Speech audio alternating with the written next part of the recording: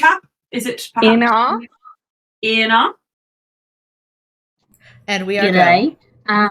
We are go. Thank you. Hello, everybody. My name is Markiplier. No. Okay, session 3. There was clothes swap and mind swap, which was very hilarious to start the session on. Ulster with Astra's body is very giddy. There's many sort of like dancing, merriment, the whole Really excited to have working lungs. Yeah. Mm-hmm. Lung capacity, you know. Yeah. Yeah.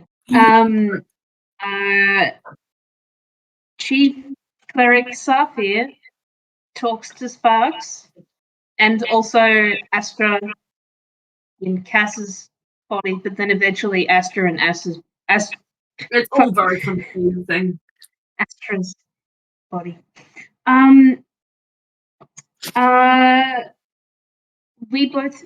Oh, sorry. I've been informed that I'm talking quite loudly, and we are neighbour a unit.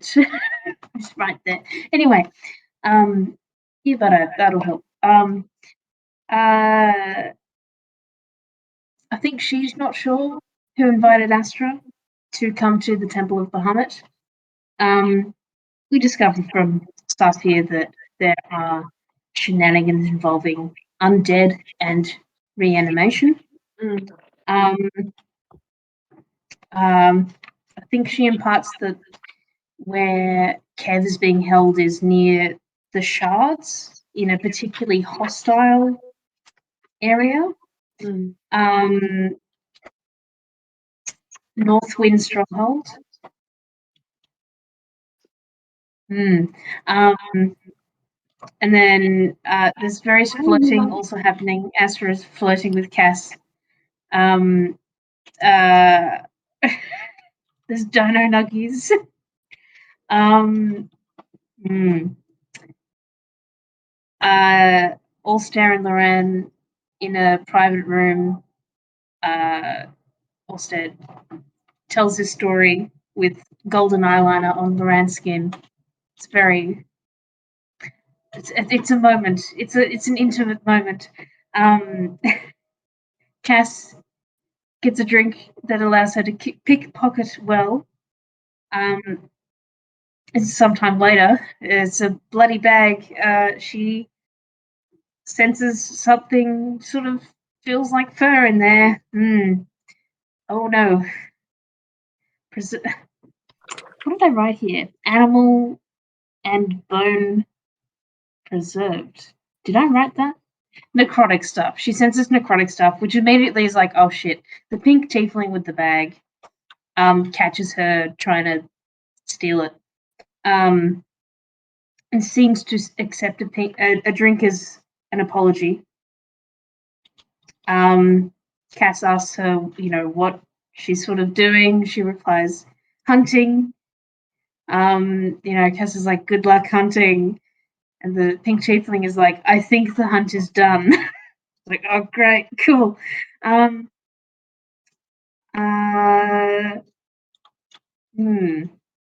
Cass does get a pearl necklace out of the stealing experience.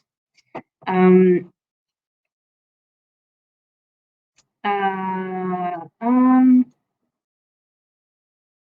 here written a flashbang. Is this where we step out? There is a fade to black with Allstar and Loran. Sometime later, an hour later. They did not do the dirty things. They did the very tame PG things. Indeed. Which even I did really try so hard to also get a fade to black with Astra and Cass. Yeah, so you did. But then you murdered someone. So then I killed someone. How hard did you really comfortable describing mutilated corpses, but not two consenting adults kissing, says a lot about you. I don't know what you're talking about. I don't know what you're talking about. No. Continue, Anna. Thank you. Sorry, man. Astra and Sparks were instructed by Safia to meet her at the stroke of midnight. Never a good thing. And just before then, Sparks gets Astra, and Cass comes along as well. Very important, Astra is in an open relationship. She's looking to keep things casual. Anyway. Safia's late. She's very late. And then when we're outside the tavern, from above, the body, without her head, falls to the ground, and the bag contains her severed head. Very cool. Olstead leaves the tavern. Shirleth just arrests most of us, and is just so poor at trying to get to the bottom of things in a way that makes sense. We've been snitched on by the Pink Tiefling and their friend. Framed. Framed. Snitched on was, yeah, sorry. Snitches get stitches. The barmaid was poisoned but was able to be saved. We're walked towards the Temple of Bahamut. And then the two strangers attack several of the guards with us and straight up donut two of them all through the torso. We fight them a bit, but they are very powerful, and they do. One of them retreats into the tree line. We retreat, thanks to the carpet and Loran, to a new cave with fresh moss that Olstead lays down. Olstead talks with his father, an uncomfortable sort of conversation. It's apparently been a while. Out of this conversation, he gets a scrying mirror, and using this sees that Kev is amongst some coffins and is terrified. And Loran tries to send a message to Kev to reassure him that we're on the way. And as a note to myself, I think I missed part of the session where it was said that High Paladin Osmus was dead. So now both the two people at Bahamut that at least Sparks knows are dead. Killed, murdered in cold blood. Can I ask what this frying mirror is? Oh my god, what if Bluey actually is the if Sparks is the big bad? Once a day. All of the people you know are dead, so maybe it is actually you. You just join unsuspecting groups, go around, kind of kill people, blame it on them, and then disappear. That's it. That's the agenda, isn't it? Well, all of this and more you'll find out on today's session of Total Disappointment Crew. Roll credits. No, that's no. The Disappointment Crew Origins. That's it. That's the new title. I'm gonna rename the playlist and everything. Yeah. DC Origins. I love it. We have a very special visitor. It's Lala. Lala says hello. He's like a little ferret. Right. It is as my good friend Anna, or should I say Sparks, said. Previous session ends with all of you guys taking a rest in the cave. We were taking watches as well, just to specify. Yes. Yeah. I know, I'm aware. Taking a chill pill, but one at a time. Yeah. It could, just because I realised I didn't write this down. Do we remember what the order was? Also went first. Okay. And Astra volunteered for the second one. Okay, so. And then Cass will go third. Okay. And then Sparks will go fourth, and then the round works. That's what I deserve. I think after all this hard work. Indeed. So you guys all pile down to snooze. Also, would you please make me a perception check?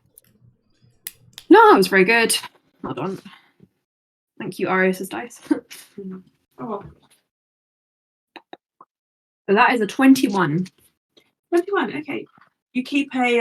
Are you looking for anything in particular? I think also it's actually a little bit. He's not distracted. He's kind of zeroed in on any sort of movement. I think he's using that as his distraction from what's going on. Okay. Any sort of movement, anything he can sense.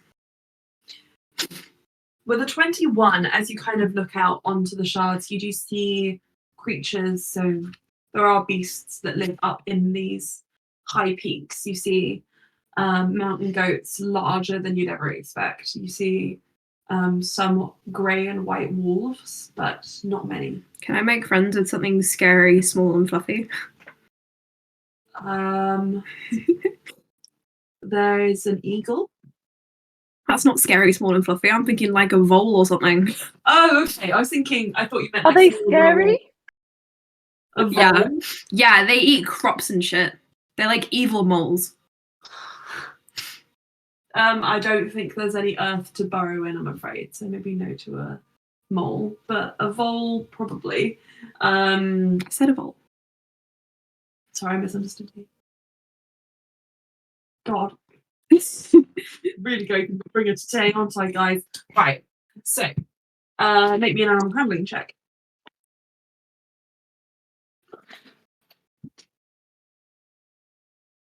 That is a 15. 15. Exactly the percent of my iPad. Sorry. So, with a 15, the vole kind of scurries around, sniffing and like starting trying to burrow into the ration packs. I scoop it up. Okay, you manhandle it, it starts squirming, and then I put it on my knee and tap its nose. No. it squirms a little bit. I take a tiny bit of ration and hold it out. You have to ask. It has no way to voice, I do that. but it goes. I don't know what noise voles make. Just squeak. A squeak. It was very good for my throat, I'm sure. And then a nibble on the rations. You've charmed a vole. Wonderful. No, who knows how long it'll live for. Sarasa? I keep the vole with me, my new best friend in the world, Mr. Vole. What she's gonna say. I call it Zazu. Oh, our friend is a cat called Zazu, and it is eldritch. You've probably seen photos of it. This vole has the exact same eyes as Zazu. Oh my god! This is Zazu. Cute. Baby. What are you? What are you? I know. Bengal No, cat. no, who are you? What Zazu. about Who is that? Is there someone? Haw. this is their friends, Anna. It's their friend's cat. Sorry. Our cat. We only have 2 cats. We only have 2. Could you imagine? So you and Zazu finish up your watch. There isn't much to report at all. You do see it gets kind of a little bit overcast, a little bit dark. There are clouds in the sky. I creep over when it's time to wake Astra and just sit and start poking. Astra. Yes, I'm awake. Did you sleep at all? Sorry? Did you sleep at all? Yes. Good. This is Zazu. Holds out Zazu. That's all I have to report. Are you keeping Zazu? Yes. Until such time that Zazu decides to enter the world of their own volition and leave me behind. All right. Have a good sleep. watch. And Asher goes to like sit at the edge of the cave and watch. Okay. Would you please make me a perception check? Yes. That is a 21. Oh, very good. Similarly to Ulster, you see little dots of movement as animals move around the tips of the shard. But this high up, there isn't really anything to report. You're quite secluded. This is an area which would be incredibly difficult for anyone to access without the magic carpet. You feel very confident. We're pretty special, you know. The Ran in his sleep. I'm special. Yeah, Astra does respond to that. Yes, you are. Yes, you are, darling. Okay. Is there anything you'd like to accomplish in this time? I think they probably make some little just like lace point stars just as like something to fidget with. Maybe saying just like a silent prayer up to their unknown deities. Your unknown deities who will remain unknown for now. Yep. I have some law that I cannot contradict, sadly, as much as I want to. However, Slia, have you... Actually, can you make me an intelligence check, please? Sure. With disadvantage because you're distracted by Cass's booty. No. That's up to you. I didn't get disadvantage. Literally dumbfounded? Or... Well, here's the funny thing is I don't think I need disadvantage. Oh. Oh no. You just really were distracted. What did you roll? I rolled a 6. A 6. Wonderful. Not very bright eye, Astra. That's with my modifier, which is +3. Not very bright in this moment. Astra, you are making these stars, and as you're kind of fidgeting, your mind sort of wanders over to why are you on anyone's wanted list? Doesn't really add up. Done nothing wrong ever. Can you think of anything in your life that might have been enough to make you a wanted woman, a wanted person? Sorry. Astra has kind of been slowly just going back through every single instance of, I mean, I don't think I was caught that time. I don't think anybody really saw me. It was just trespassing. I didn't take anything. Okay, what was the last crime that you committed? Probably sneaking into a museum after hours. That's it. Oh wow! Except for I think Astra's kind of peeling back the layers and just going, "Oh, this might be my past catching up to me." Yeah, that was the straw that broke the camel's back, I'm afraid. Not that kind of past, but definitely the past that they have been carefully guarding with the party. Exactly. So with all of these infractions mounting up in your mind, that's an easy answer for you. Well, they're coming for me. Yep, I'm a fugitive now. You're a fugitive now. Your watch comes to an end when you wake up, Cass. Yeah, except for the way Astra's gonna do it is just kind of gently trail a finger over her shoulder, be like, wake up, watch time, fellow fugitive.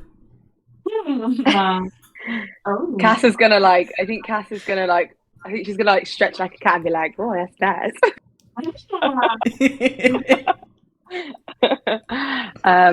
She's gonna get up. I think she's gonna give you a little kiss, actually. Astra blushes.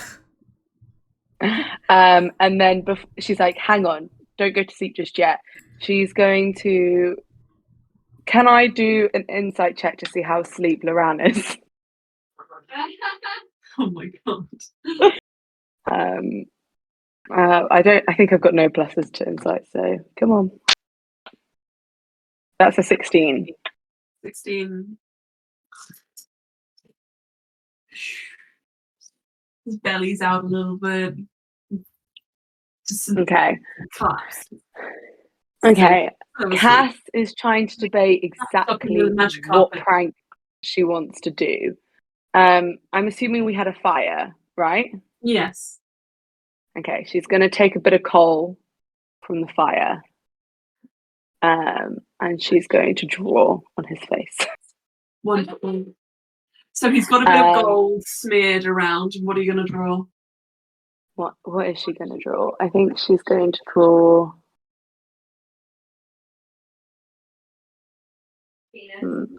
Cass knows Loran quite well. What would he consider very ugly?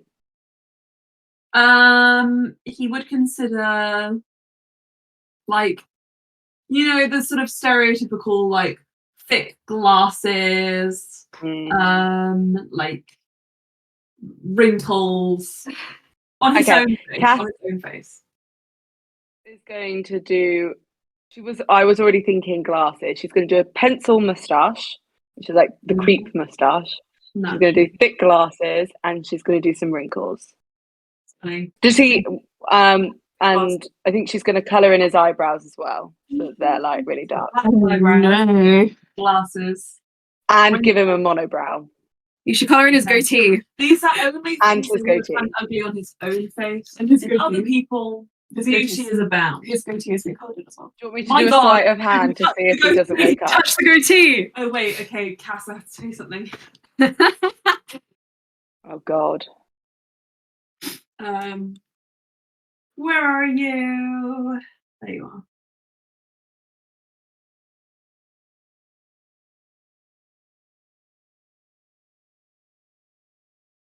For this, you're gonna have to make a slight hand check.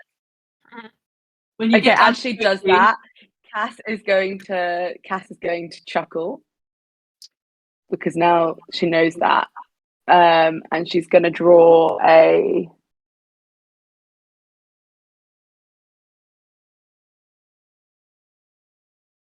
I think she's going to draw. Oh, I don't know. She's going to color it in, but bushy. Like it's not like a goatee; it's like a full beard. Beautiful. Right. Let's do. Sleight of hand for me, specifically when you get to the goatee area.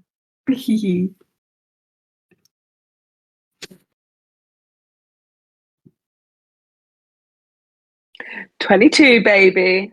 22. He has no idea. Oh, he like rustles, but he's asleep. Stunning. Okay, you succeed in your mission. Cass blows him a kiss, and then blows Astra one and winks, and then goes to take watch. Can I say, as Cass passes by, you just see one red eye open in the dark, slowly close. I was thinking, I was like, oh. Slowly close. Mm-hmm. Right. So, Cass, can you please give me a perception check?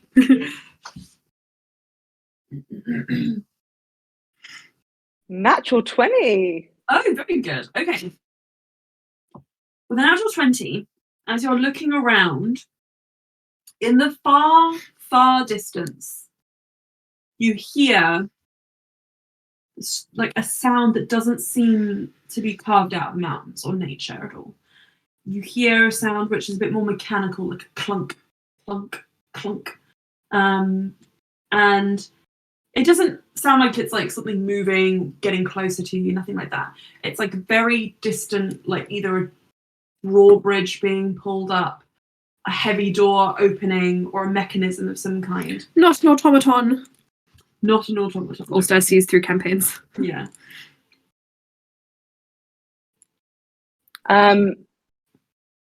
Is this in an area that I know there's people?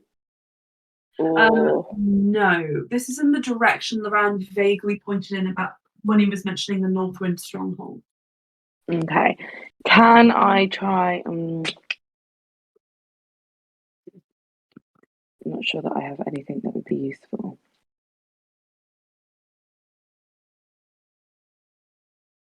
Can I try and do like an investigation check or more of a perception check now that I know there's something to see?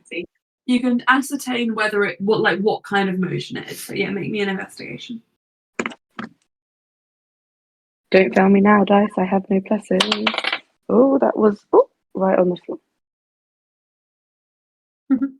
Right. No, I don't. Why do I keep thinking I've got my Cass had +8 to put investigation. That's great. 18 though. That was still pretty good. 18. It does sound like a door or a drawbridge. Probably a drawbridge. You've heard similar sounds before from large towns. But there is movement at the stronghold. Whatever that means, you don't know yet. Because you cannot see anything. Other than that, your watch is uneventful. And if you wish to, you can wake up Lucifer. I think during that time, I think Cass is going to start carving a bit of stone. Nice. What are you making? Or is the secret?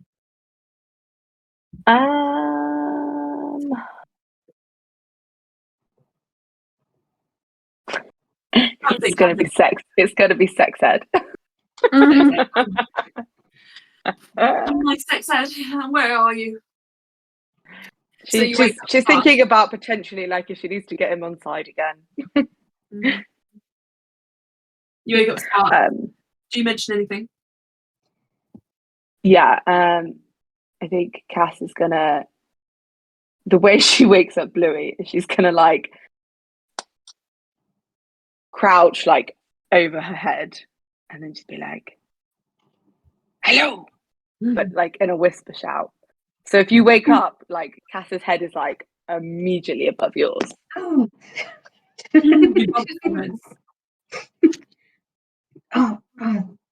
Good morning. I mean, good night. Hello. Hello. Hello. I'm guessing it's my turn. What about we? No, I decided to wake you at the beginning of my turn, and then I will wake you again. No, it is your turn. Okay. Oh, it's a joke. Okay. All right. Just so you know, there was some mechanical drawbridge sound noise from over there. Heads up. Okay. Thank you. If they get closer, I'll wake you all. I'll rough them up. Cass pats your cheek. Can you reach? She's lying down. I don't think she's got up yet. Thank you. She also looks at Bluey and is like, "Can I trust you?" Does Cass say that, or look on her face? No, she says, "Can I trust you?" And she looks very serious all of a sudden. With keeping watch, yes. Is that it? Is that all I can trust you with? Well, I mean,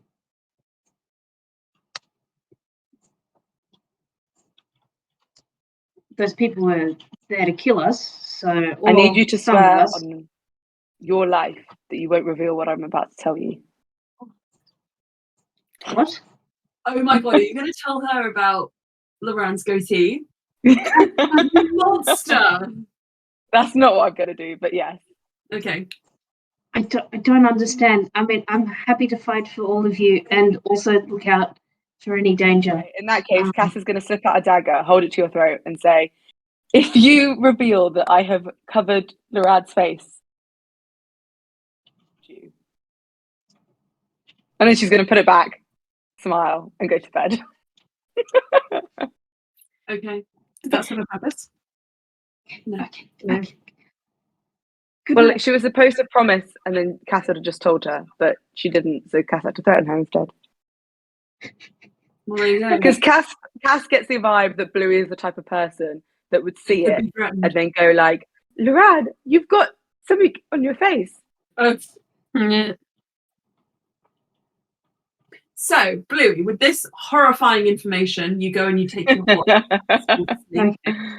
You have the watch earliest in the morning, which means you are privileged as to see the beginnings of a golden sunrise far off in the distance. Now, it's still very early, so at the moment it's just signified by the turn of the sky from pitch black and overcast to a slightly warmer purplish hue.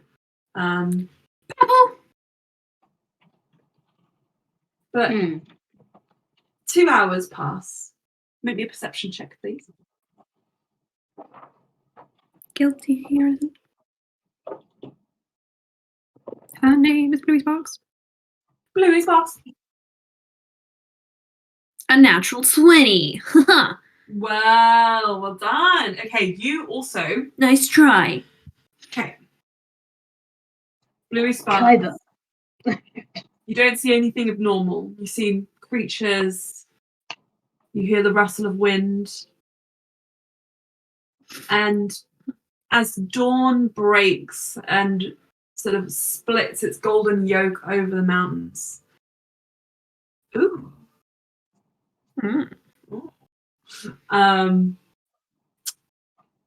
You hear far in the distance a strangled scream, almost carried off by the wind, but not quite.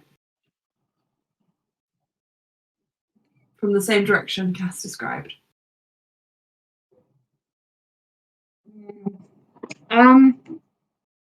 From what I remember of Kev, does that sound like a scream that he could make? That's really hard to say. Maybe an investigation check. Okay. Oh, you okay? Yeah. Street tweet. Okay, Also, what sorry. does your shirt say, Anna? Dorian. Dorian Electro, the artist, music artist. I'm doing an what am I doing again? Investigation. 13. It's too far away, too hard to say. Inconclusive Evidence. Would in some of the time, could I have tried to recall anything that I may have learnt about the Temple of Bahamut and or necromancy, like the prevalence of necromancy, like, so would there be some sort of roll I could make? Okay, roll me an Arcana check, and I think you got a little primer on the Temple of Bahamut before you left, so you don't need to necessarily roll for that. What do you want to know about the Temple of Bahamut specifically? Well, it's really not great that two people who are essentially Sparks' contacts there are dead and murdered, probably. And like, I mean, anything out of the ordinary, anything like undue attention, I don't know, like, that's a big ask. I don't know. Can I narrow it down, or? You get the impression that because you were personally invited, even though your contacts are supposedly no longer with you, no longer with us, you would still be welcomed. It's not necessarily going to prevent you from entering. Also, based on what Safir said, they seem to be desperate for people to come from all walks of life. And them having invited, you know that Sleer was also invited, and being forced to go. So he's being forced to go, perhaps under slightly different guise. But yeah, you get the impression that you would be okay going there, if that's what you wanted to do. But that's pressure either way either. No one who you've spoken to knows that you're actually responding to the call. So if you decide not to go altogether, well, who knows? But it is welcome and open. It's more that she's really concerned how just two people, one of whom she's had no contact with at all, have just been killed seemingly in very quick succession. Where's Ender? Is he at the temple? Yeah. He's not safe. Hello, friends. With those thoughts kind of running through your mind, you're sort of sitting on the edge of the cave, your legs kind of dangling down to the nice spook Bluey? rocks. Sorry? Can I spook Bluey? You can. Just give me a second. Out. Okay, go on. What do you want to do? Oh, I would just like to come up really close behind Bluey and say good morning. Oh, hello. Good morning. Good morning. I show Sparks my vole. Oh my gosh, it's adorable. This is Zazie. Hello, Zazie. He bites. Is that a person or is this an animal? This is an animal. He looks very confused. Sparks has seen you transform into an animal. This is a Right? vole. Can you not tell? He holds right up on your face. So you can't transform into voles? You can. Oh, you mean no? This is not me because I am here holding the vole. I cannot duplicate myself into another animal yet. I didn't mean that. I just thought you'd maybe met someone in the night. He did meet someone in the night. Also looks back like, what? No, I'm joking. Mm-hmm. No, I do not do that. I do not meet people in the night. I meet people during the day. At which point Loran stretches and rolls over. Oh dear. Good morning. Good morning. Sorry, I'm surprisingly comfortable. I feel like I was meant to wake you all up instead of you. Anyway, I heard a scream earlier that sounded quite distant, but maybe it was someone having a very good time. Oh no, they torture people over there. That could be fun. Sounds fun. Okay. Cass looks over to Ulster like, it's messy, as Loran says. I've had my fill of torture. To be honest, I'd rather just leave it to someone else if I had to. Also struggling to look Loran in the face. He's like, Isn't that where we're supposed to be going, though? It is. Loran looks at Ulster, looks over at Cass. Who wants some breakfast? Oh, beautiful. Oh, it's stunning. It looks better. Clean. Cass is gonna run over, whisper in his ear, I know.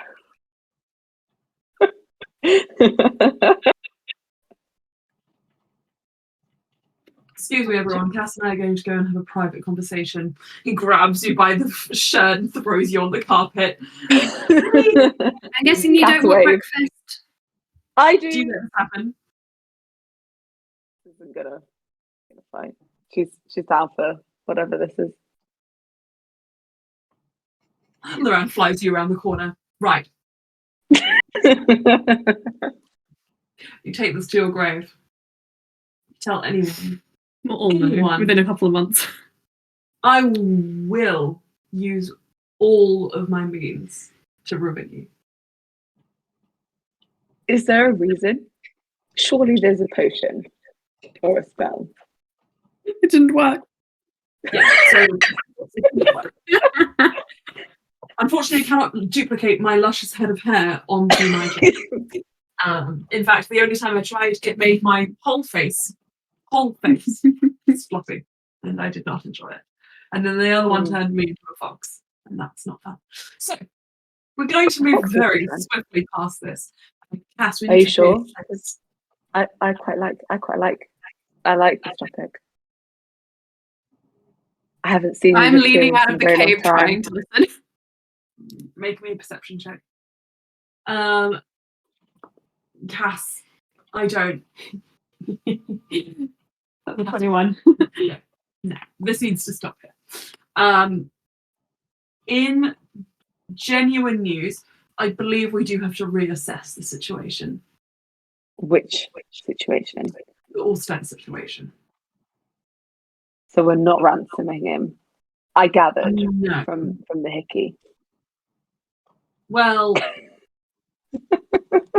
we've had some fun, and I genuinely think now that he is actually a good person.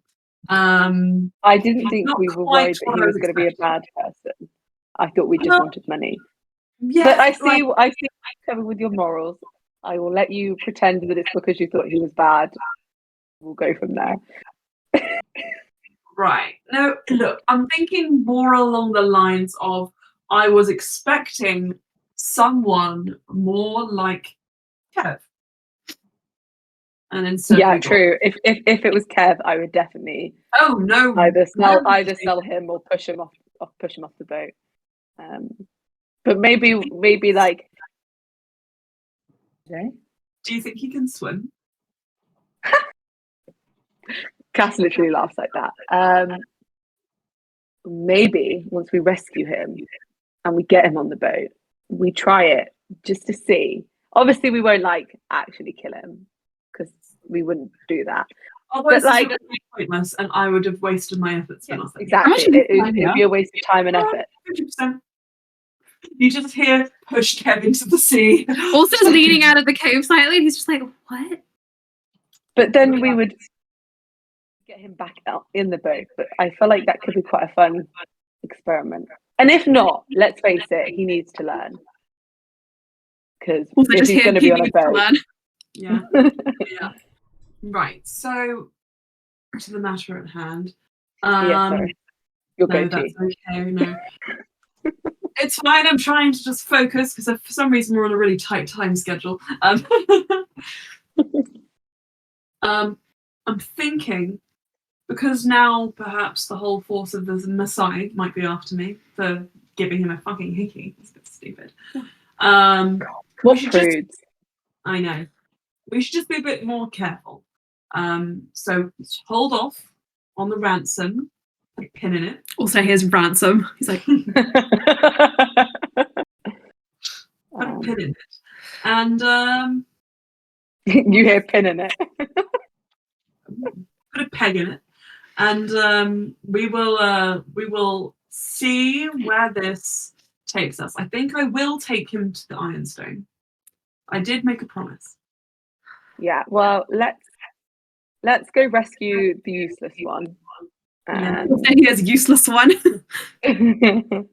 And we will figure out what we're doing. But at the minute, I'm quite happy where this is going. We have become a few, we can't return to my favourite tavern. So this is already shaping up to be quite a fun adventure. I got kidnapped. We love it. I found out about your goatee, the highlight of my life. So I think so far this is going well. Cross my heart, but she is holding her fingers crossed behind her back. She's not necessarily going to tell anyone, but she likes to have the idea that she could. And she's not promising. I would like to drape a big sheet of moss over the entrance as if they are not welcome back. I start making breakfast for Astra and Sparks. I would say Astra joins in and helps with making the breakfast. He also looks furious. Knock, knock. Go away. Why? Because this is not a breakfast for you. Understood. So, Cash, should we take the magic carpet and go? They won't be able to get down, but I'm sure they'll figure things out. Also, sticks his head out of the moss. What do you want? Breakfast. I have breakfast. Puts it on the carpet and shuts it again. Astra, can I have some breakfast, please? That is your breakfast. Astra brings out breakfast. I would like help getting down the mountain. Thank you very much. You're a traitor. They just know how to speak my language. Wonderful. I am not someone to put a peg or pin in. Points at them. What on earth were you two talking about?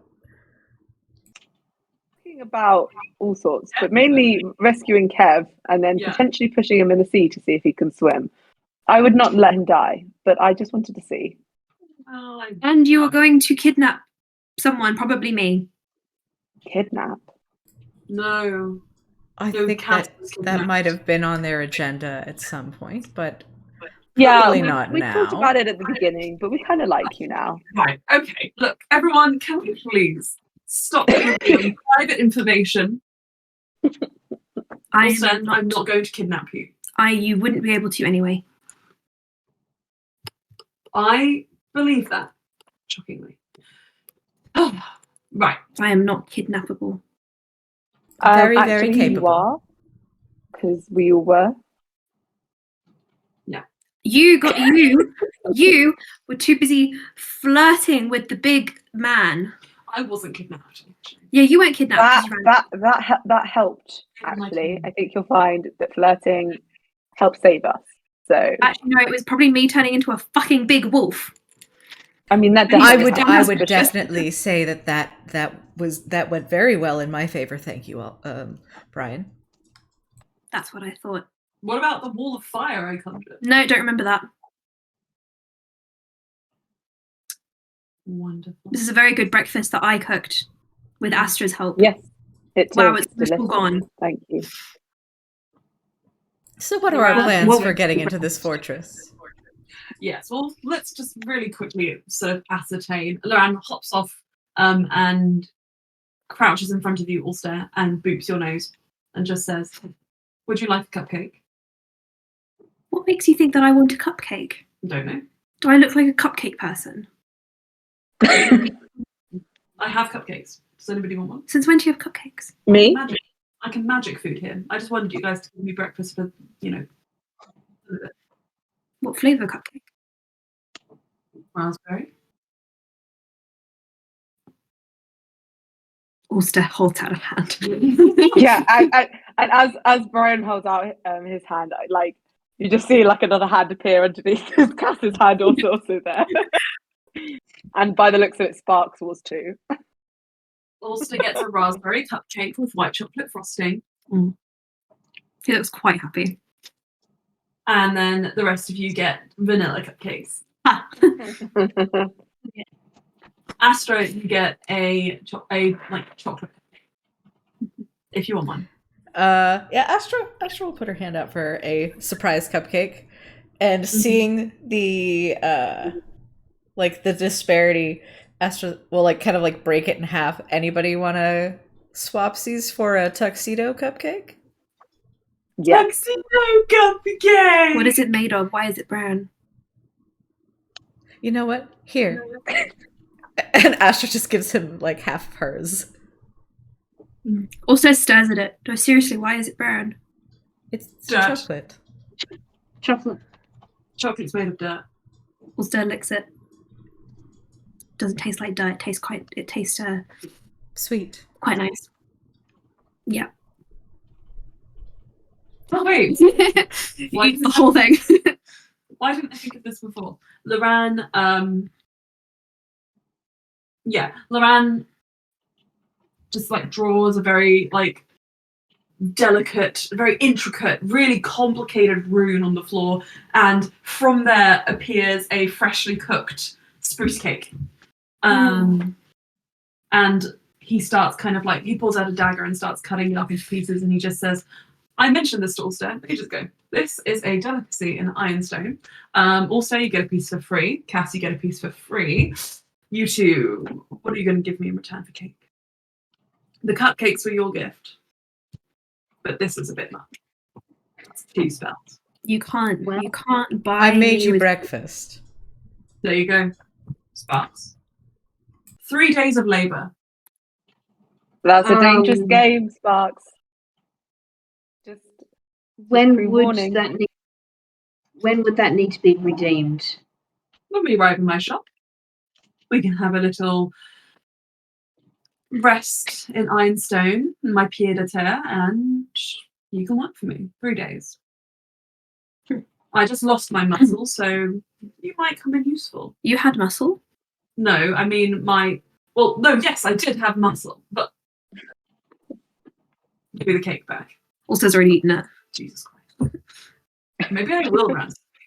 You won't be able to. I'll bite you. I can bite. Also scuffles back to the edge of the cave. Right. I humbly accept some cake, and in return, I will 3 days labour. I'm sure the people back home will be happy that I'm getting some. And he just passes you half a bit of cake. He passes you half a cake. Half a cake? Yeah, you didn't give like a full. He's got a full cake here. Bluey is bigger than the rest of us. That's true. Right. So as Cass or Astra, I can't remember what one of you two Already has a lot of cake. That's right. Loran's baked goods bakery breakfast morning, featuring Astra. What did you make for breakfast? I helped. I was going to ask you separately. I was going to say it was Brian taking point on that. Okay. Also, what did you make for breakfast with Astra's help? Shaylian's cooking. You should have said that much earlier. Right, everybody, you get these, like, the breakfast is basically like rock solid biscuits with strange algae on the side. It's sea moss. And you guys all roll me constitution checks. Except me, right? Except you. Can I roll a survival check to see if I can't make something edible out of this? It is edible. You had a chance to describe your food, Astra, and you passed it on to Ulster. Yeah, but Astra wasn't taking point. Astra was just helping. You don't like my food? 9. Astra, you get advantage on your con check. Okay. Is it a saving throw or is it just a check? Just a check. It is a flat 19. Also looks really hopeful. Mine's 13. Okay. Cass, it doesn't taste good, but you can wash it down with cake. Astra, it's fine. You've added enough spices and such to your own you bring with you that it's okay and edible. Bluey, tummy aches. You're going to have the runs later. It's a new type of food. Your body needs, to create the enzymes to break it down. And Loran is like, this is a unique flavor that I've never before encountered, and I've encountered literally every taste imaginable. Some unimaginable. I love the taste. I think it's just not agreeing with me right now.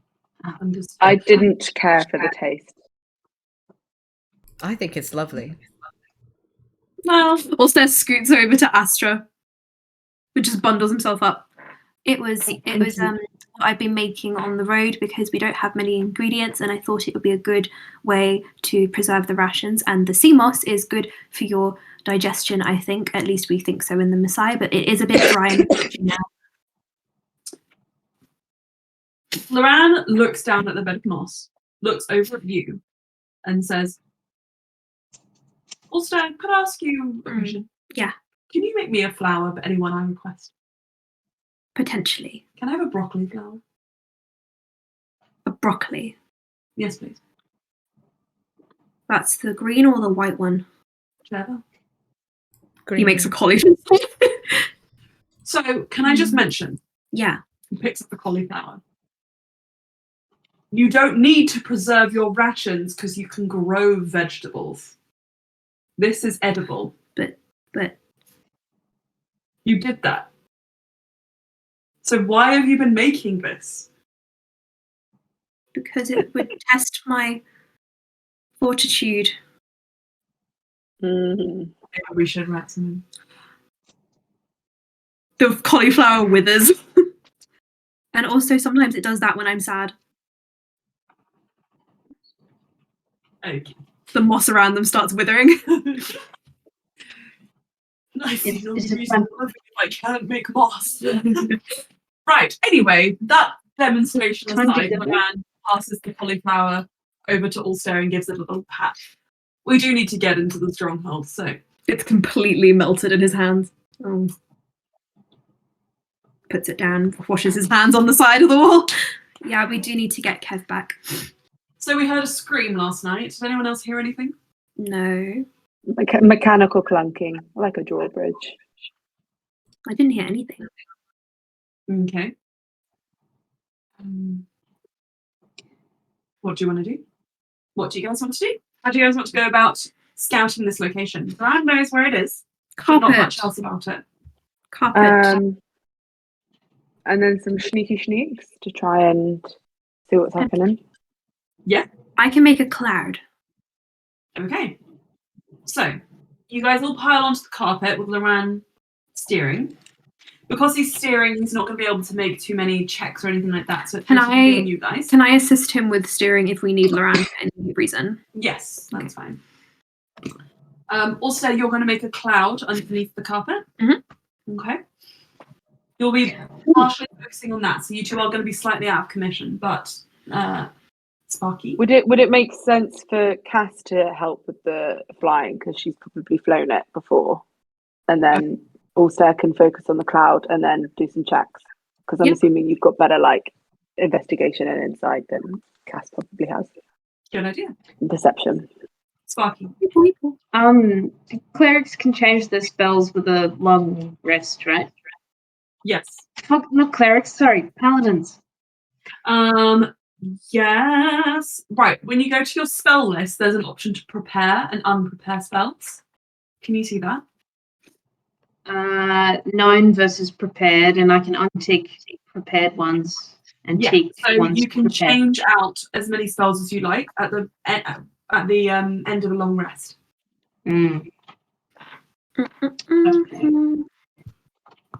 Technically, we've only just woken up. Bless you. Thank you. Bless you. So, Cass and Loran climb onto the front of the carpet. Ulster, you're beside Loran and Cass, and then the back has you two, sort of like keeping an eye out. And all around you, Ulster, how do you summon this cloud? What does it look like? So he'll be using a druid craft. So I think it will look like it kind of starts dribbling out of his fingers and then collects underneath the carpet. Wonderful. The carpet is a little bit damp and cold. Yeah. I don't really do this that often because I don't fly very often. Loran says it's better than nothing. I can make it. He clicks his fingers and it starts shaking a little bit. Look like an angry cloud. No, I don't think so. Right. But a good idea. Thank you. Shall we? Yes. Onwards. Do we need to roll a stealth check? In a moment, give me a second. Okay. I'm just going to... God, Aylin, so keen. I'm sorry. No, It's more so just that I want to make sure that we're on the same page, that we're sneaking, that you know. Sneaking and freaking. Hello, Baz. Baz It just was hiccup. not the time for freaking. Thank you very much. Just hiccup. Hiccup. Wonderful. Right, so we...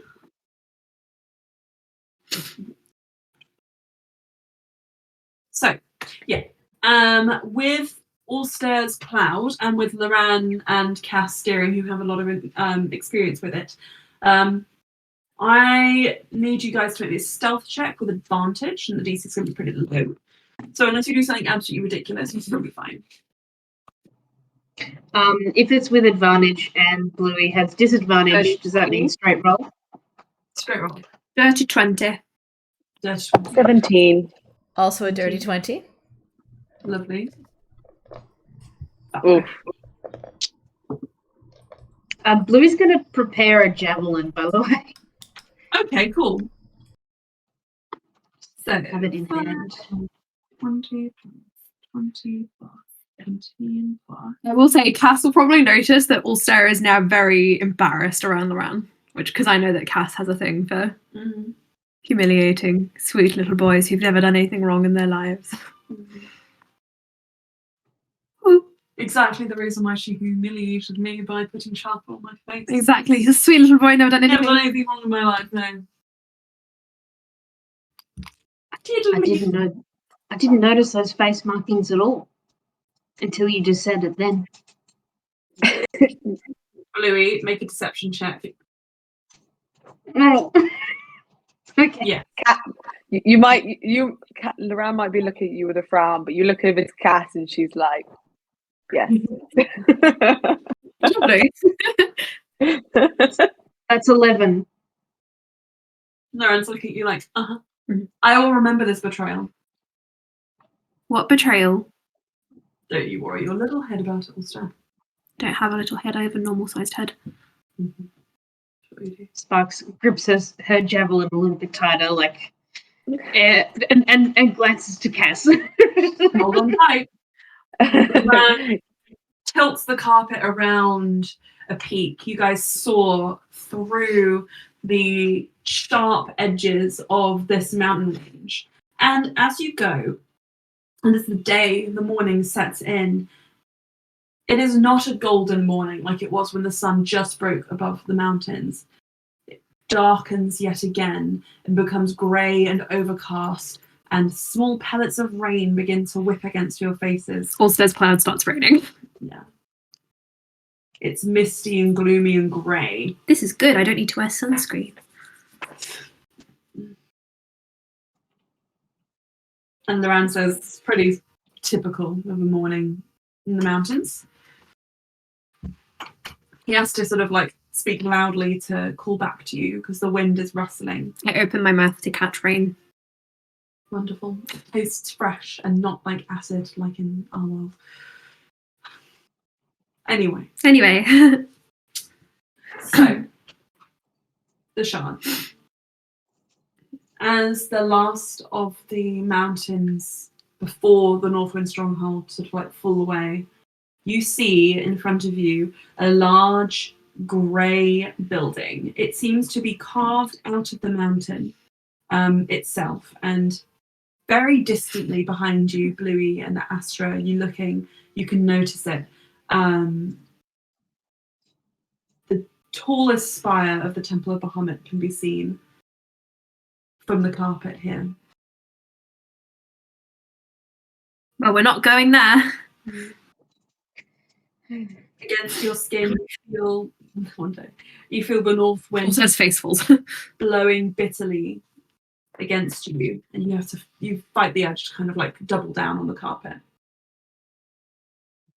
As you get close, you notice a few things about the stronghold itself. There are people, guards, bandits, walking along the uppermost parapets, along the walls.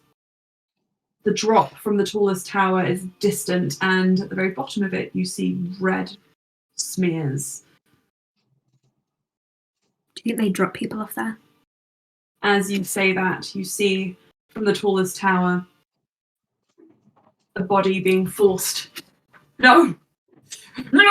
And then Ulster scrambles to the edge of the carpet, like, Spoot. oh.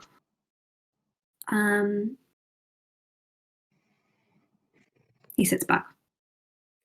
That was not nice. Naran's like, no. But it's probably a snitch. Perhaps. They got Kevs. Is Kev a snitch? No, he's a dandy. And also quite more useful alive than dead. It's true. But we can fly down there and just check to see if any of those bodies are Kev. Should we do that really quickly? Okay. Sorry, I'm being a bit detached. He reaches out to you, Ulster, and touches your shoulder. Like, okay, never mind. what did you want to do? This is your friend after all. Can I peer over the carpet and make a perception check? Yeah. See if I can see any. That is a 17. You can sort of only make out a mangled, rotting mound of people. There are 2 fresh bodies. Can I see any colours that signify Messiah clothing? No, they all seem to be wearing grey rags. Okay. I think we can assume he was alive last night, then he should be... Do we have a plan for sneaking in? Let's have a look. So, who is investigating the stronghold from Loran's carpet? I can help. I would like to. Okay, everybody Yeah, roll. I'll help. Or 2 people can roll with advantage, whichever you prefer. Maybe some people roll with advantage then, actually. Who's I'm got happy the... to give advantage. Who's got the Total. highest investigation? I've got a +3. Same. Okay, Where's so that? do you guys want to roll with advantage because we'll assist? Okay. 19. Okay, and Sue? I'm sorry, Esther. And a 16. Okay. From your vantage point, you can see there appear to be 3 options for entering the stronghold. There is a narrow window at the very top of that tall tower, which people have been being pushed out of. After that one body falls, you see the guard kind of like Hang on. hands, and then kind of Loran sort of pulls the carpet around just in time from a very distance to see a door close, and the torch that he was holding for light kind of begins to light up in a spiral down across each window. So you know the guard is descending. There is that tall tower. And there's also, to enter there would be a platform, which is the one where the prisons are pushed from, or a window. Then there is a wide walkway. This is on the lower levels, which is lined by guards and leads towards a large wooden drawbridge. There is a grey, kind of like rough stone passage that comes right out of the mountains. And currently there is a cart waiting on the walkway, which is covered in a tarp. And then kind of pulling around the edge, like the far edge of the building, where the stronghold wall sharply drops off down into a deep valley. You see a like rush of water trickling out from a sewer grate. So you have the tower, the sewer, or the walkway. The walkway is the most guarded that you can see. But the doors are currently being opened, and there is a cart there. The sewer is not at all guarded, but there is a grate covering it. And the window did just have a guard there, but it is completely open. And you feel like maybe the guard is descending from the tower. I say sewer or the tower. Do you think we could break into the sewer grate without making noise, or? I could freeze it and then you could hit it. Or if I'd be there's a happy to lock, try I that. can try and unlock it. Yeah, I could also try as well. All right then. Is that most people for the sewer? Less sewer. people to deal with, so yeah. Is Ron happy about this? I'm just sending you a little picture of what I imagine the stronghold looking like. Ooh, hello. Roughly, this isn't perfect. So. Is Lauren happy about going to the sewer with his nice clothes? He looks down at himself and just says, I mean, I can always try the tower and then meet you in the middle. That seems like you might get hurt. Oh, Why don't you just change clothes? I have plenty of yucky clothes. He starts pulling out stuff. okay. We're going to have to leave some things on carpet, I feel. No, I roll them up into these really tiny little rolls. Come on, There was a woman Loran. I met on the way called Marie Kondo, and she showed me how to slot them into my backpack to make the most room. I'm good. I will clean them, don't worry. I don't want you to ruin your lovely packing. He packs them all back in. Okay. Okay, so Anyone else for ugly clothes? Probably wouldn't fit you anyway, Sparks. No offense. You're very tall. I've just got a bit of magic that I can use to clean things up if I need to. Cass will. She'll look at. Are they actually not very nice, or actually are they nicer than Cass's clothes? They were very nice. No, I could probably clean them for you. You want to steal? No, I'm not thinking about stealing them. Cass is like, steal is in like borrow. oh, I was like, Cass isn't like looking at you, outstretching your hand, and they're going to try and nick them from you as you do so. Would you like a piece of clothing, Cass? I'd be very grateful, thank you. I'm quite partial to this shirt. He gives you a beautifully woven linen shirt that is covered in mud. Perfect. Oh, I should probably he pats his white hair, grabs some of the mud and starts rubbing it in. There we go. It draws attention. Does everybody forget I'm the best wizard on this continent? But this is a natural way to do it. Your hair turns pink. That was natural. No, I don't want pink. I don't want pink hair. Blue. Can I have brown hair? Brown. Better. Now that it's brown, Astra kind of just twiddles her fingers and it's clean of the mud. See? It's like, wow. So easy. You don't have to be dirty. I have to be dirty. No, I'm joking. I'm joking.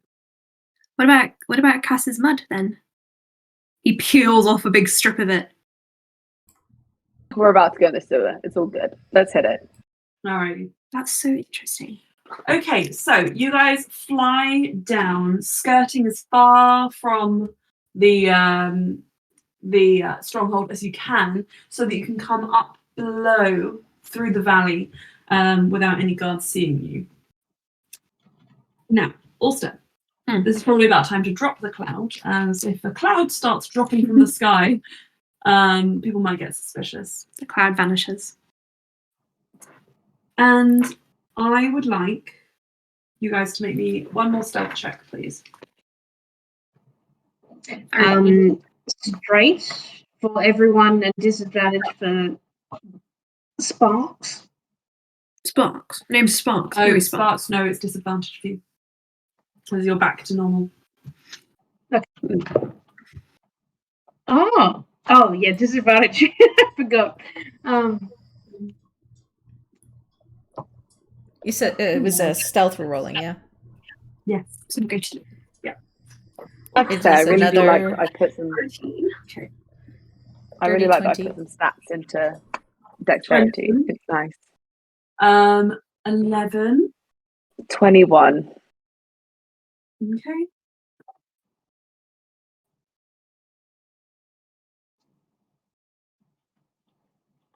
Not bad. Not bad. Okay. Very quietly, you guys all lower the carpet down.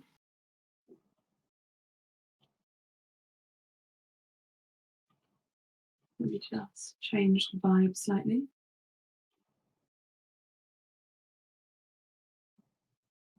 Ugh. I hate ads.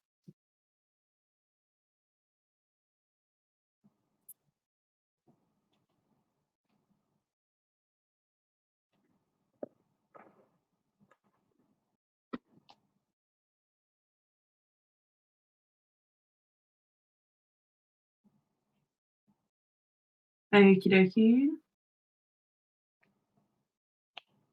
This might be better music.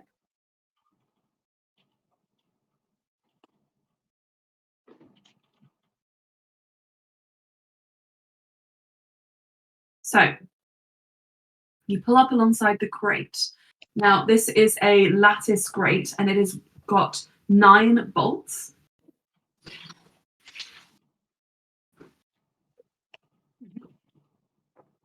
What you notice about it is that The bottom third is completely open, which is roughly the space of about a 30-centimeter ruler. I could probably fit. Yeah. However, coming out of that bottom third is a constant rush of sewer water, which is Yummy. muddy, greenish, brackish colour. Stretch, puzzle, stretch. Absolutely fucking reeks of you're desperate not to find out what. The 3 bolts on either side. You notice, kind of just from appraising them, that they are not in the best condition. But Cass, I think knowing that you work with like natural materials, no matter what you do, if you can't get through here without magical means, if you try and break through these, then it's likely this is going to make a lot of noise. So my question to all of y'all is, how do you get through? I do an Arcana check to just make sure that there is no magical alarms. That is smart. Very smart. Loran seems to be hanging back, just kind of like watching all of you, as if he's sort of appraising your skills somewhat. Like someone. Oh god, that's So I don't it's gone under the sofa. But if you ask Loran to do something to save any of your own powers, then you can do that. That was an 18 for Arcana. Lovely. Okay. Sorry. With an 18, you can tell there are no magical traps. However, there might be a rune to make the water smell better from the exterior, which means it probably smells worse on the inside. Cass is gonna turn around and be like, "It's gonna smell worse, by the way, guys. See that room? That's to make it smell nice." So who's going face first into the 30-centimeter water gap? Am I I the feel only like there has to be a way to make it easier, because I think Brian and Cass could fit, but it would be difficult to go through if there's like a constant stream. I have an idea. You said the bolts are Go all for it. right. They are. Mhm. Well, like I said, I could freeze some of them. It would make it quieter and easier to just tap a few of them out, especially if some of them are looser than others. Would we want to replace them though, so that everything looks the same from the outside? Do you think they inspect the sewer regularly? They might, if they're smart. I could go from the inside. It would be easier. And then just tap them out. And someone can catch them. Cass can mage hand and catch them. Okay. Cass is going to turn to Loran. Don't you have like a silence spell or something? I do. Yeah, can we have that? Because this probably would be loud. Why didn't you volunteer that before? I just want to see what you guys are capable of. This is a matter of Kev's life and death. Fine. Give me a moment. He kind of like taps the 4 corners of the sewer entrance and then places his hand in the center of the grate. And there is just like a sort of golden light that sort of like very briefly flashes beneath his palm. And then I feel like in this instance I should turn the music off so that we have immersive. You cannot hear each other speak, just so you are aware.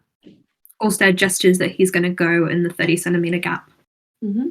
Cass puts her thumbs up and is going to go and has her mage hand ready to catch the things. Okay, I'm going to try and crawl. Someone might need to push me. Cass pushes you. Okay. You push Olstead through the 30-centimeter gap. Are you doing this while the water is still rushing out? Yeah. Okay. Make me a Constitution saving throw, please. Okay. Can can Lily have advantage because I am pushing?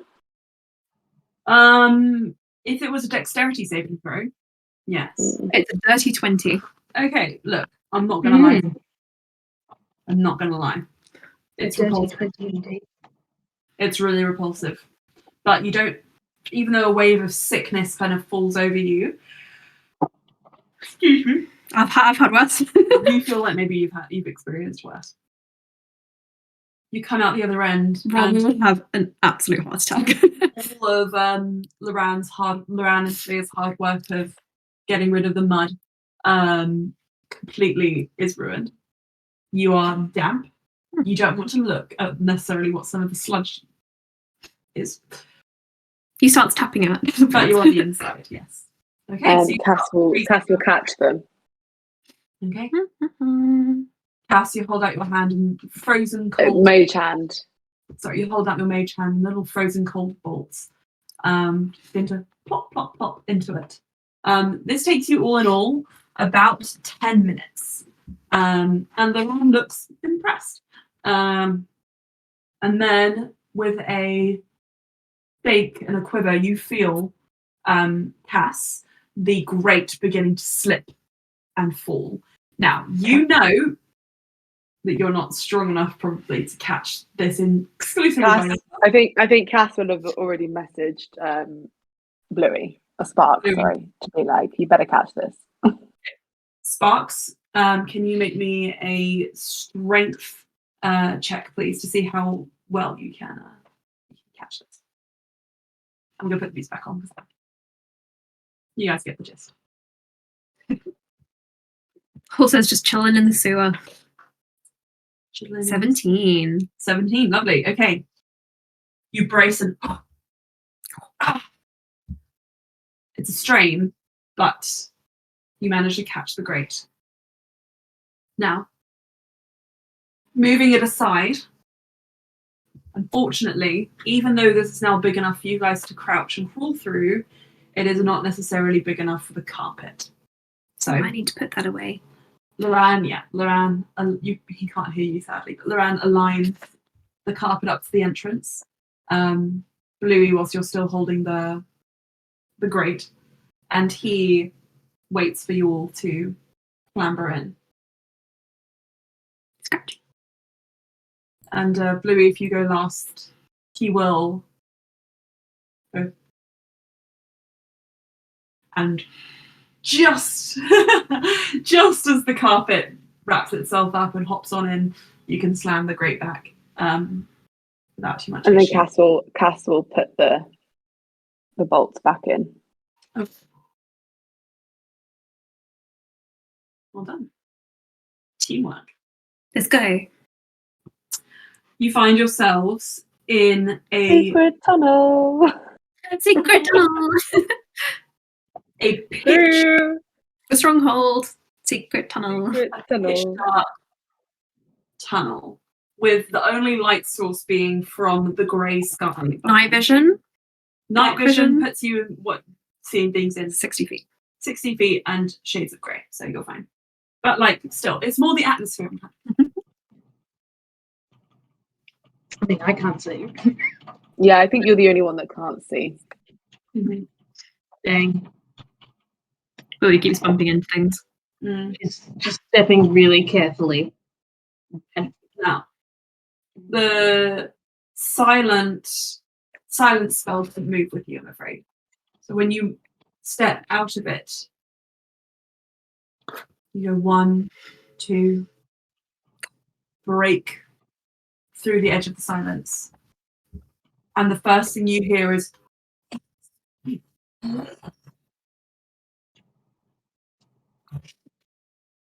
Oh my god! Wait, what? Can't really hear it. Sorry. Was that cutting a out. sound? Have you guys seen the last I can't one? hear. Yes. Oh, clickers. Did you do a clicking sound? It was kind of like a ghastly clicking sound. How does that's so weird that doesn't pick up at all from the mic? That's Could you make the sound? I got it and it was scary. Nice. Could you make the sound near Lily's laptop? I don't know if I'll pick up though. Did you hear it? Okay. Yeah. Okay. Nice. I live with this. Is this Oh my god. is this I Last don't of Us practice these clickers? things. I just kind of see what comes out. Okay, Cass is going to immediately roll an investigation check. Okay. 13. 13. Do you have dark vision? I do.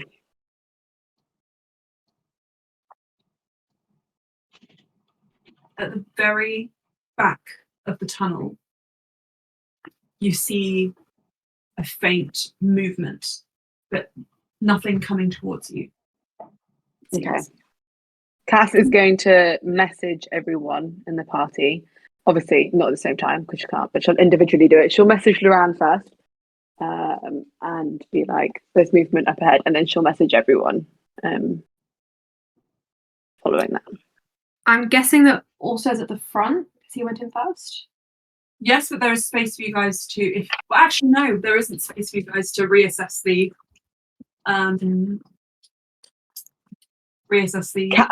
Cass would be just behind Brian though. So I think Cass would actually be like, she'll message Brian and be like, don't take this the wrong way, but spread your legs. She's gonna like crawl between them so that she's in front of you.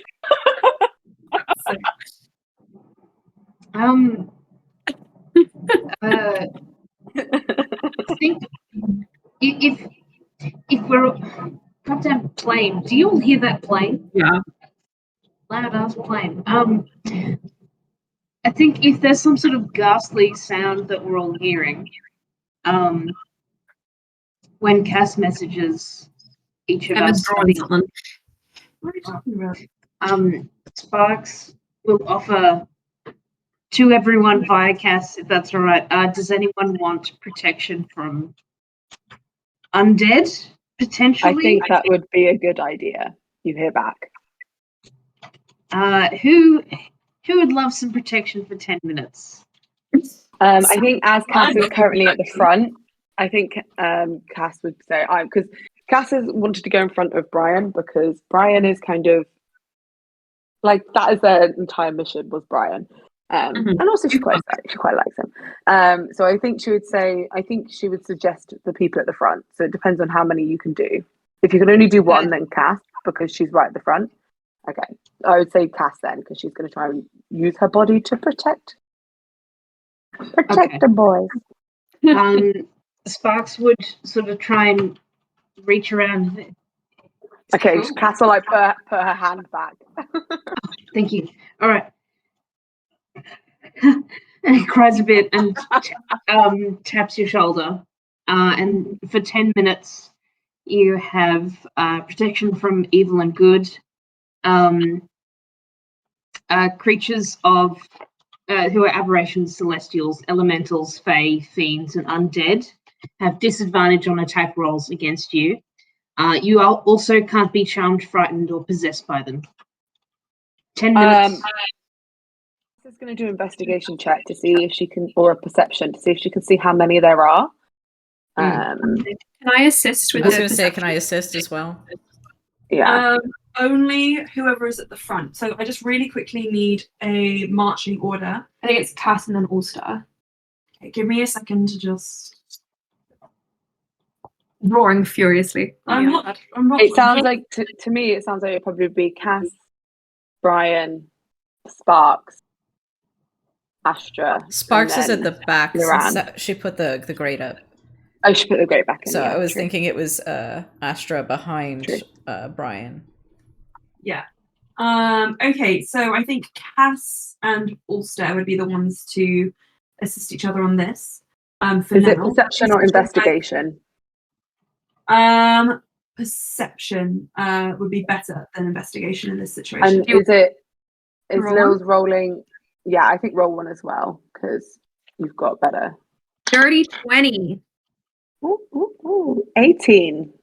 Okay. I like to imagine Ulster's like braced just behind Cass, so his head's like just on top of her. Wonderful. Okay.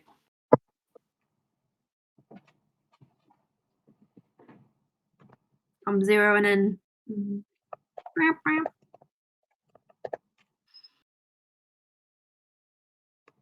Sorry, Right. are we all doing perception or just front two? No, No, just us two. Okay, good. right. You're trying to see how many there are. It seems it's tough because it's quite dark. I know you guys have dark vision, but this also isn't an area you're particularly able to sort of like peer around, move freely through. When I say that this is a narrow space, it's like a squeeze in a sort of caving sense.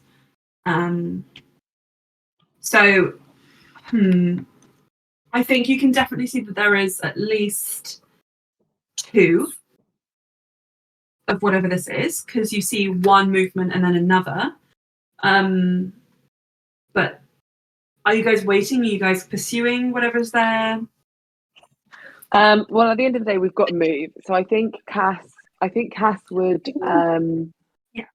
I think she would message and say, "Wait," and I think she's going to try and sneak forward, like stealth forward. Okay. And see if she could figure out exactly how many there are. Because at the end of the day, they've got to get through. They've got to get through.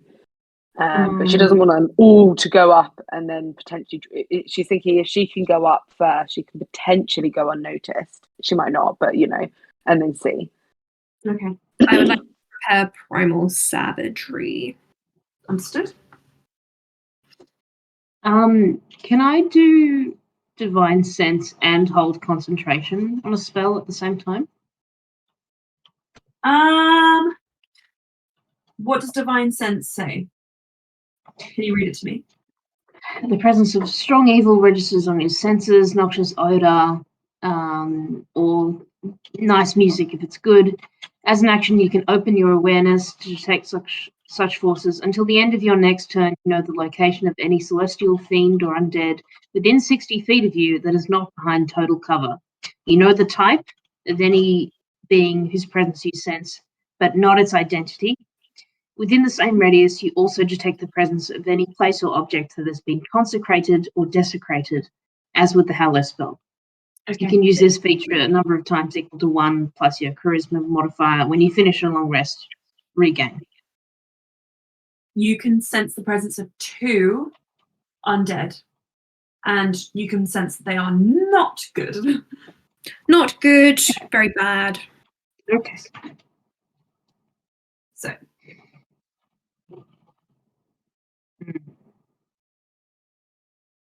Okay.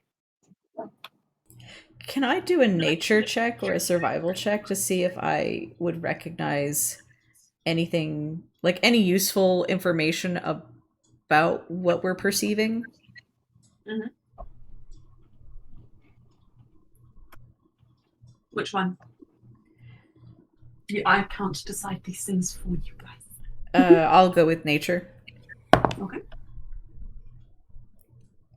That is a 21. If you're getting a matcha latte. Do you want a matcha latte? Okay, give me 5 minutes. I'm ordering now. Oh, but I'm DMing. Do you want a matcha latte or not? I don't know. I can't make this decision right now. You have to. 5, 4, 3, 2. Yes. I'm gonna regret that. That's gonna make up for most of the bubble tea. I thought you bubble tea. Okay, that's fine. So anyway, 21 was that Astra? That is correct.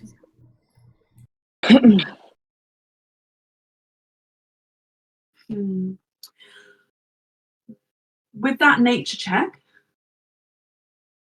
it's a little bit tough. You are surrounded by natural matter. Without going too deep into it. Natural matter. Bless you. Oh, Cass actually is going to message Astra and be like, do you have like some sort of bless spell or something? For like radiant damage or shit? Let me just finish what I was saying about the nature check really quickly. Maybe we could try. Oh, sorry. That's okay, don't worry. And when it comes to the creatures, if you're directing it towards that, you can't actually see them at the moment. If you want, I would be happy to apply that nature check to them once they're back in view.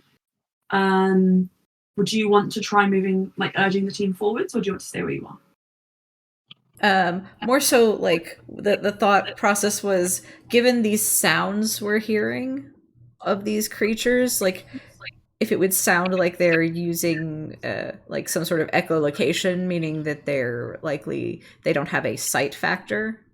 If I see what you're saying. If it would be something like, if it would be safe to conjure like dancing lights to help ease our way forward. I will tell you very definitively, does not sound like they're using echolocation. Okay, so it just sounds like noise. Noise. Maybe they're friendly. Sorry, Cass. Yeah, I basically asked Astra, because Cass has seen that you're kind of clericy, to see if you've got any sort of if you can, I don't know, bless people, give radiant damage, I don't know, anything like that. She doesn't, I would say that Cass doesn't have much experience with clerics, so she doesn't quite know what you've got, but she's assuming radiant energy would be good for these. I've got some options, less blessing and more giving a bit of disadvantage. Okay, gotcha. In that case, Cass, I think, is going to try and stealth forwards and see what's going on. Okay, here we go. So, Allstead does say maybe they're friendly to Cass. We'll see.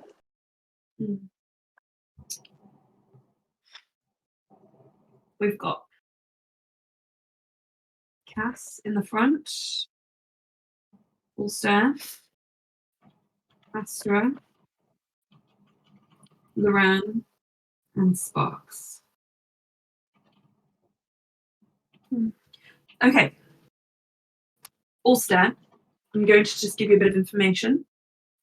To your right, directly, there is an incredibly small, but roughly crouching human-sized crawl space. When you peer your head into it, you can look up, and you can see that this goes up into darkness. Can I take out Zazu? Yeah. Zazu, could you investigate? I put Zazu on the wall and point upwards. Make an animal handling check. Natural 20. Okay, yeah. Zazu's like, Roger that. Roger that. Climbing. With your dark vision, you can see incredibly malformed, rusty ladder-like poles going. But they do not look like they are in good condition. Cass. Also is distracted by the crawl space. You all move 5 feet forwards. Directly in front of you, you bang your head and you just kind of clutch your forehead, seeing stars for a moment. You look up and see Astra. You look up and you see there is another crisscross lattice in front of you here. See. Hey guys, I found something. To the left of you, Astra, as you all move 5 feet forwards, you also see this crawl space that Allstead saw. And I'm going to send you a little map. Allstead's sitting very pleasantly in the crawl space looking up, waiting for Zazu. There? Yeah. Okay. He's waiting for Zazu. Give me a second. You're staying there? Yes. I am. In which case, nobody moves 5 feet forward because it's too small for anyone to get past. No, it's a crawl space. He's gone inside it. Let me... Hang on. I thought the crawl space was above you. No. Let me to the side. show you. Look at the map. Hang on. Look at the maps. That's okay. Can you send it to the our Facebook chat, not the, because my iPad's not You may have sent it just to me. Oh, oopsie. We see he's the favourite. No, I was just I'm flattered. It's not true. Oh my god. It's false. Andrew Tate might have lung cancer? Yeah. Yay! There are not many people who I would celebrate the demise of, but Andrew Tate is one of them. I can name at least 5. Oh my god, Wait, I thought what's you meant he happened? died. Andrew Tate might have lung cancer. I've Oh, reassessed how the sad. situation. How sad. Right, so I just need to give you guys slightly more information now that you've moved. Cass, you bang your head. Ulster is in the crawl space. Astra, you can now see the crawl space, but you can't see into it because Ulster is into it.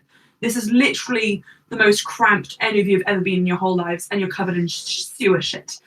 Sparks, to the left of you, Oh, there's also some of this. I don't know if you it was open. see a similar crawl space. You look up and you notice that it is sealed off almost immediately right above you, like cement.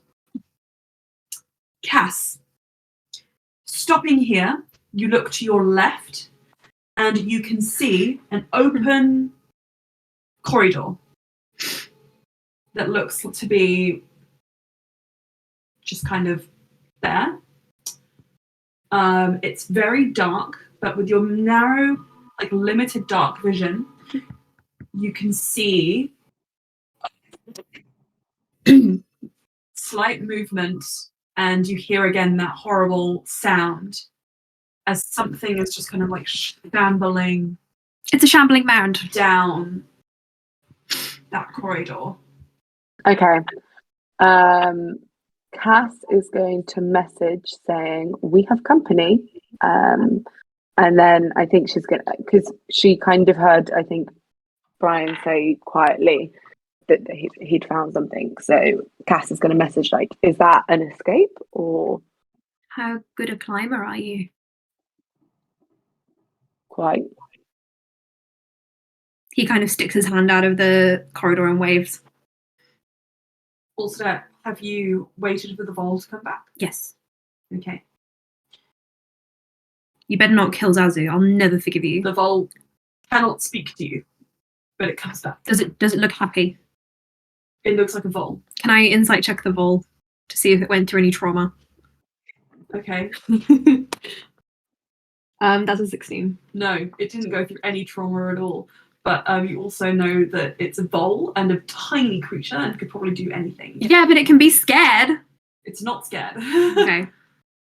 It's not a drop bullet, is it? Can I stand up in this crawl space to get up? Yes. Okay. I kind of keep peering up. Maybe we could go up this way. Might need a boost. Can I try? Okay, Astra is right behind you if you want a boost.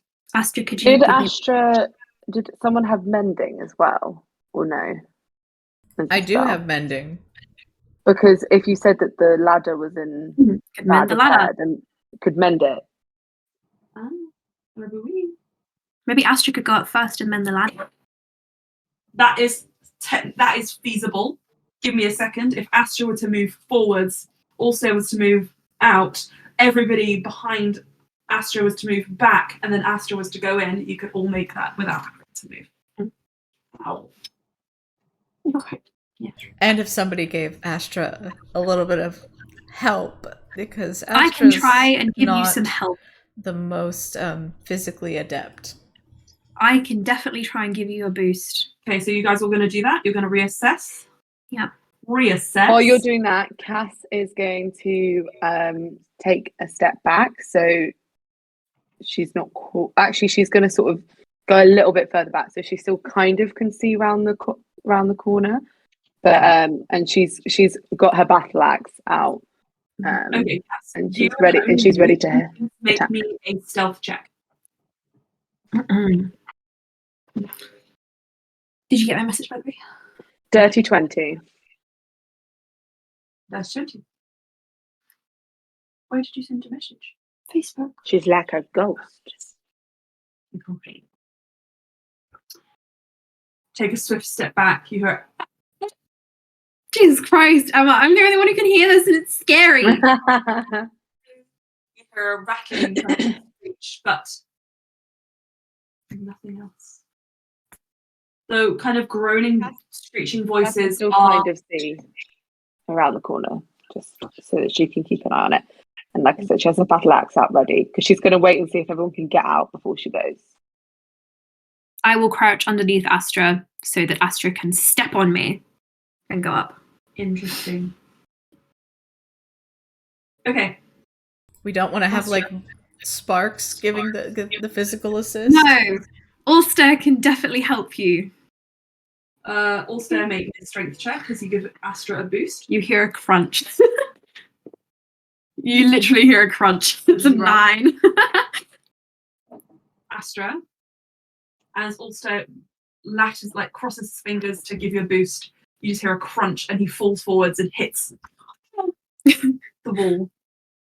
Oh no, sweetie, no. That is that's just the first thing she says.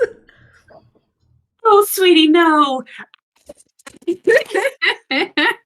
You hear a screech and the sound of splashing water as you get the impression maybe these creatures know that you are now here. Never mind. Also quickly swaps with someone else. Okay, right.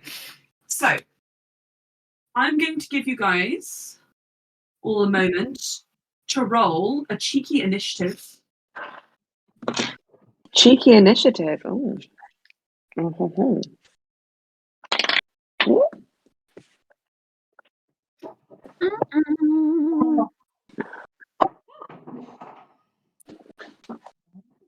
30-20. Okay. Struggle straight with one of the metal dice. Ooh. 19.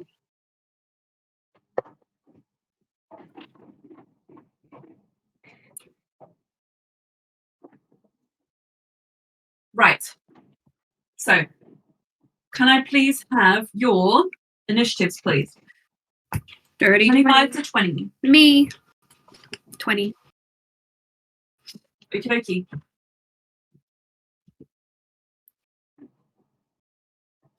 20 to 15. Me. What did you get? Me. Also me. 16.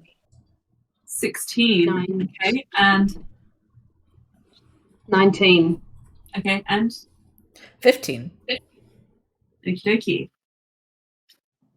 Cass, can you roll me one more time? 16. Okay. Actually, that was correct. Hang on. No, 19. Perfect.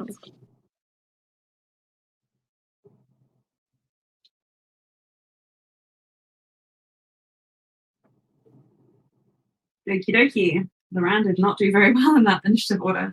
Good thing he's in the back. Okay, so Ulster, you are first in the order. Where am I on the map? Hold on. I'm going to send you guys a new map. Also, our match is really nearly here, so maybe we should just pause after that. Okay, then right, before we start initiative, shall we have a quick break and then we'll go back? 5 minutes-ish. Sounds great. Yeah. Sure thing. See you soon. Alrighty. And we're going. Barbara's sniffing for food. For donut remnants. Trying to see what the spookiest thing is. I've just got the cheese tax in my head. The cheese tax. Have you seen that on TikTok? No, yeah. I think I have. Okay, Emma wasn't on Capybara TikTok. Has anyone else been found that they've been on Capybara TikTok? No. I should get on it. How have I been? Like, it just started with one Capybara TikTok, and I was like, weird. And then they've got a song, and it's very catchy. Understood. That is weird because my friend just sent me a Snapchat and they're at a capybara cafe in Japan. I think I know two people who've been there, who visited that. I went to a sheep cafe in Korea. It was actually really sad. I went to a hedgehog A what cafe. cafe? Well, I've been to two. I went to a sheep cafe and I went to a meerkat cafe, and I hated it. That does seem a bit. The sheep was a pet that they brought in every day to the cafe, And I was like, okay, but this sheep lives in a city, bit sad. And then the meerkats live in this like cafe, which is like a high rise, and there's like a kangaroo and a fox. They should not have a kangaroo. Like a little wallaby. Oh, okay, like a wallaby or something. Photos, but, yeah. You should not have a kangaroo in a cafe. But yeah. You know, when I met a meerkat in Yokohama and it shoved its nose in my ear, and that was really nice. You know, meerkats are the most like deadly animal in one country. Can't remember what the country is, but they kill the most things. Yeah, there's also a cat breed that is like the tiniest, cutest little cat breed, which has like a 60% success on its kill rate. That's the round. Anyway, is he a tiny little cat? He's a caracal cat. Oh, tiny little cat around. Small baby. Right. He says he's 5'11". Let's roll. Have we started the recording? Yeah, I think so. we good. Thank you, Aylin. Aylin, can I just take this? Actually, let's all just take this moment to really appreciate all that Aylin does to record these sessions. And upload to YouTube and even all the way back to making notes. Everyone, we love Aylin. Yay! Aylin appreciation. Aylin, do you have any words you want to say in this fine moment? That's not right. Aylin, what's happened to you? I'm sorry. Kay had crawled up into my lap and was just screaming, and that was the most appropriate Kay scream. It's a baby. Literally ever. But wonderful. Thank y'all. Right. Y'all are amazing, and I'm very, very blessed to get to play with y'all every week. Or every other week now, but just I love 5 years of my life. Week. Y'all have been in my life, and that's just amazing. When Lily and I get married, we will fly you over here. I don't know how it's going to happen. Magic. We'll get Loran's to magic carpet. Right.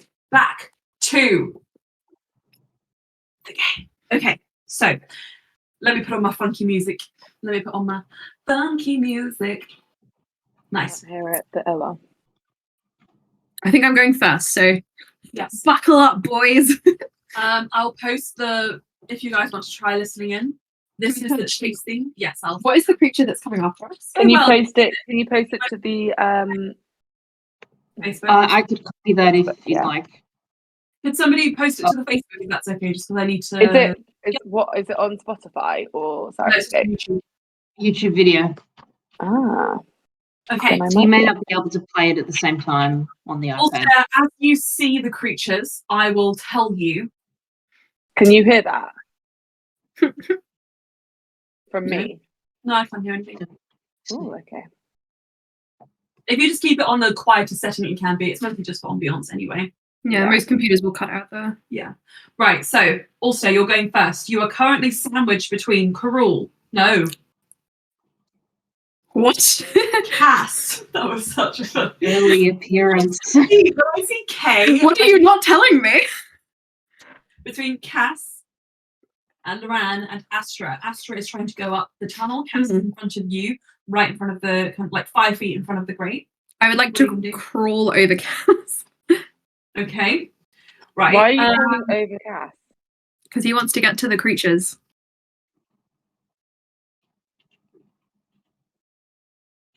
He'll be positioned over you.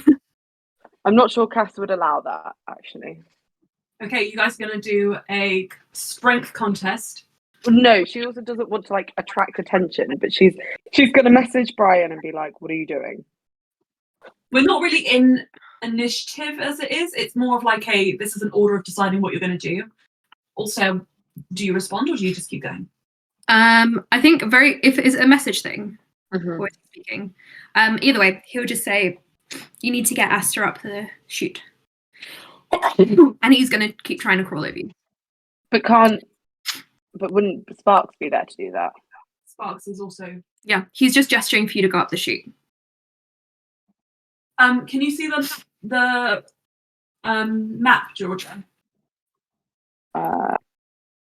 Yes.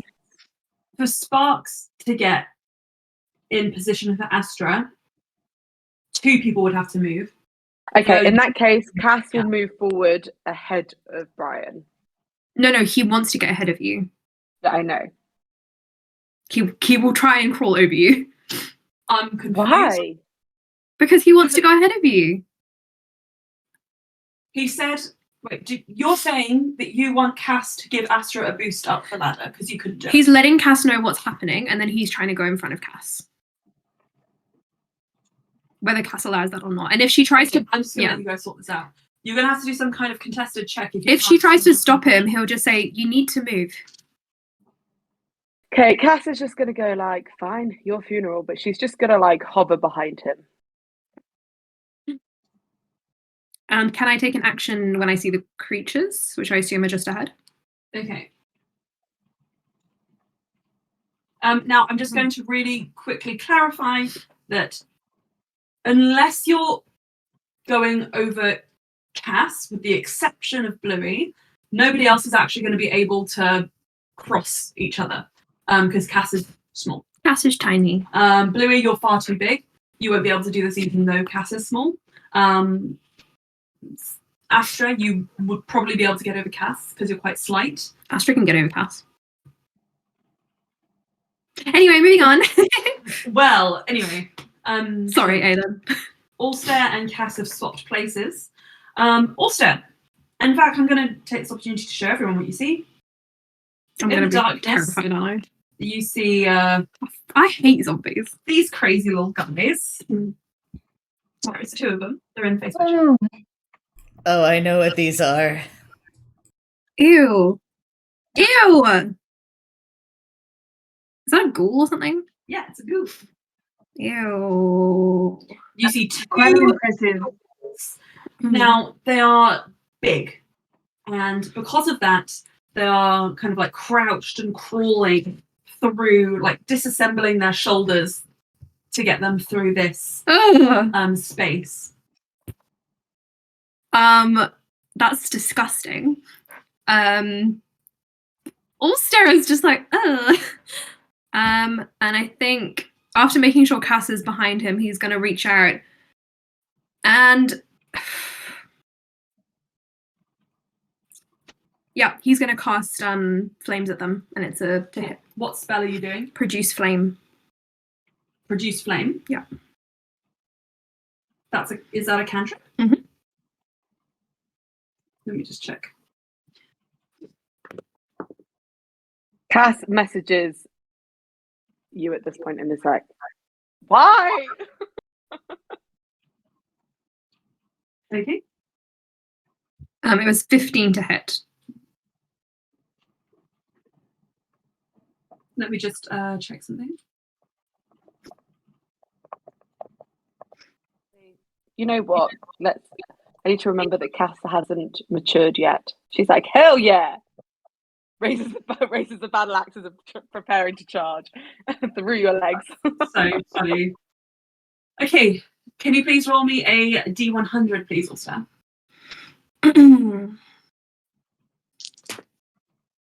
53.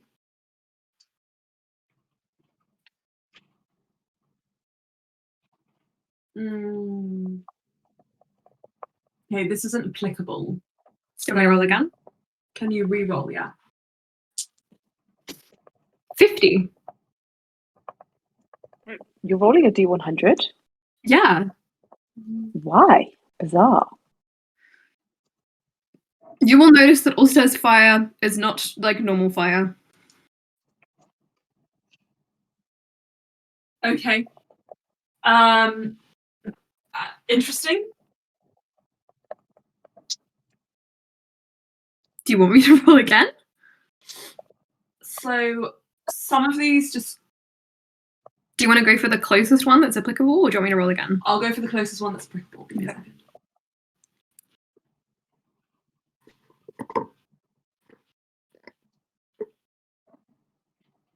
Ding dong, ding dong, ding, ding ding dong, ding ding dong. I'm just having a read.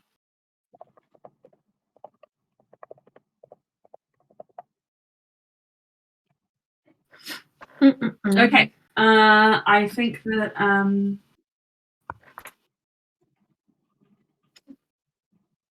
choose a beast A beast. that you can wild shape into. Direwolf. A direwolf? Okay. Now I would like you to... Let me see. How many of us are there? 36. Can you roll a d6, please? 5. Okay, the ghoul in front of you transforms into a direwolf as it is singed and aflame. Can you please roll me the damage for that ghoul attack? Turns out I can't polymorph. No, you can't. What the fuck? Exactly. Right. Okay. 7 plus something. 7. Okay.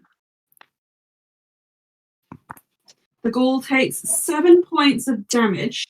And it's on fire. You see it kind of like melt, chest partially donutted, and then all of a sudden it and rips forward and turns into a direwolf, but it's very confused. And it's like on its back, kind of like scrabbling. Now, what is the size of a direwolf? Big. Is it large? Yeah. Okay. Is it stuck? It's stuck. It's wedged in the wall, like trying to move through. That was unexpected. It is plugging the hole. Cass looks between your legs like, interesting. Interesting reaction. This is, Now, let me just check. The reason I was checking produce flames because I wanted to see what the effect on the area around it would be. Flickering flame. Okay. The flame sort of pulls back into a pinprick, but then as that surge of wild magic happens, spreads and starts to alight the surface of the brackish water, which has a strange, like, fatty sheen. And the flames are coming for you. The flames are upon you. Right. Let's get out of here. Okay. Cass is gonna like look up to you, Brian, and go, So what did Cass say? well done, in a very sarcastic voice. I plugged the hole. I plugged the hole. Loren says, laughing. This isn't funny. It's gonna be funny. He shouts. I also can't see what's happening. So There's fire. Sure. Oh. Cass and I will deal with it. Hurry up. Okay, so with every person that goes, Got a fire is fully going morph out to of it. move 5 feet. It is right in front of you, Ulster, which means you have to move. Otherwise, you will burn. He starts scrabbling backwards. Wonderful. Ulster, you flail between Cass's legs, and you're started. Next in the order is Sparks. Sparks, what do you do? You're trapped at the moment. You can hold your turn, hold your movement if you wish to. I guess I'd like to hold an action. Can I hold an action that is both moving into position and helping someone up, or is that not really possible to do both? You could delay your turn if you want to, because then you'd be able to use the full range of motion. That's a good idea. So I might delay it until. Do I have to specify And you have to specify a person to go after. So Loran would be a smart option because he's the last. He's right in front of you. Okay, yeah, I'll delay until after Loran's turn. Okay, great. Well then, next up in the order, as we wait, is Dooby Cass. Good question. Is it magical flame? Also, Hold on. it was produced by a spell, so I think yes. Yes. I would like to point out the fire is blue if you want the scene setting. Okay. So my thoughts are I can freeze the sewage water. Would that stop the flames getting to us? Because I'm assuming it's traveling along the thing. Would that work? If not, I won't bother. But like, some things you're not going to know. The flames are upon you, though. Okay, fine. Cass is gonna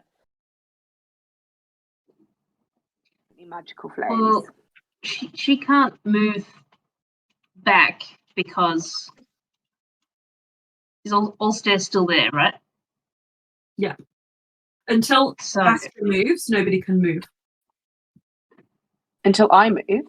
Until Astra moves. Oh, I was gonna say, I was like, essentially, why would it matter what I do? Okay, give me Just 1 you, second. I'm just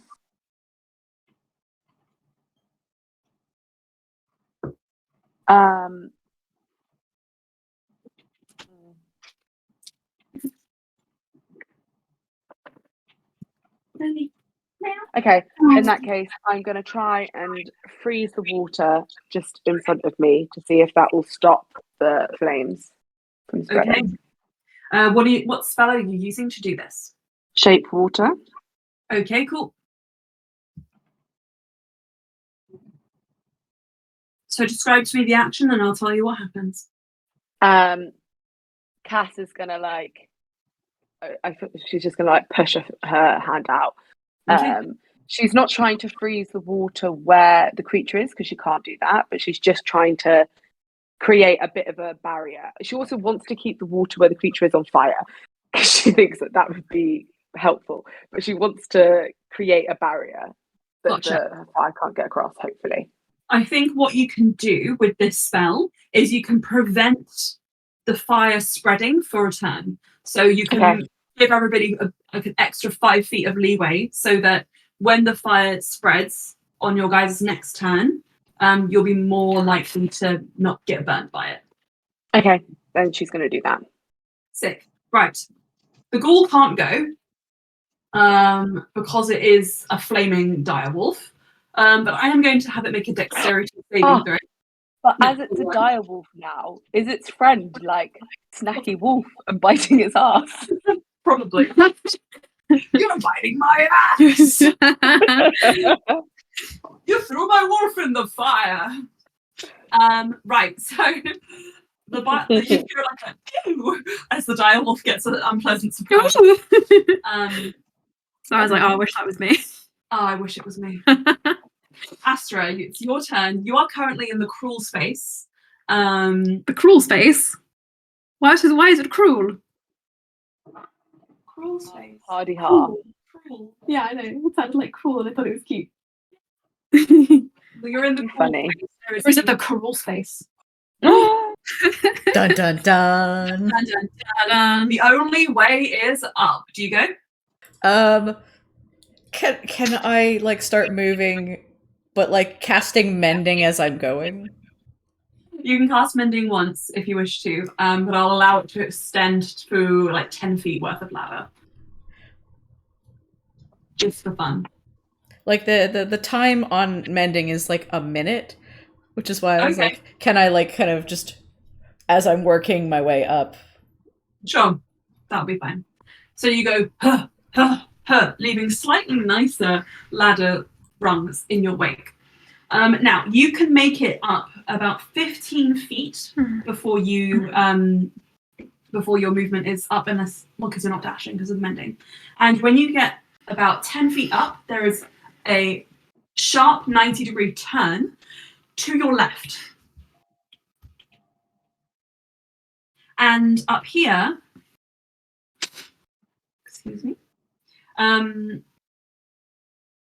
you see a channel which is exactly the same kind of like width and height as the one below, but there is no water. It's free of sewage, at least for the moment. Though it is damp on the bottom, so you know that sewage probably does come through here. We're under the toilet. And you look up.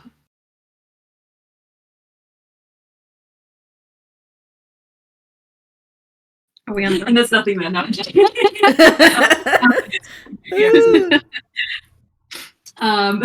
I'm joking. I'm saving the toilet. But anyway, you are in a sort of like crawl space, which seems to go on for 5, 10, 15, 20, 25, 30 feet in front of you. Okay, Astra is going to get up, and move as far in just to make space for everybody else coming up. Nice. Okay. All right. Oopsie.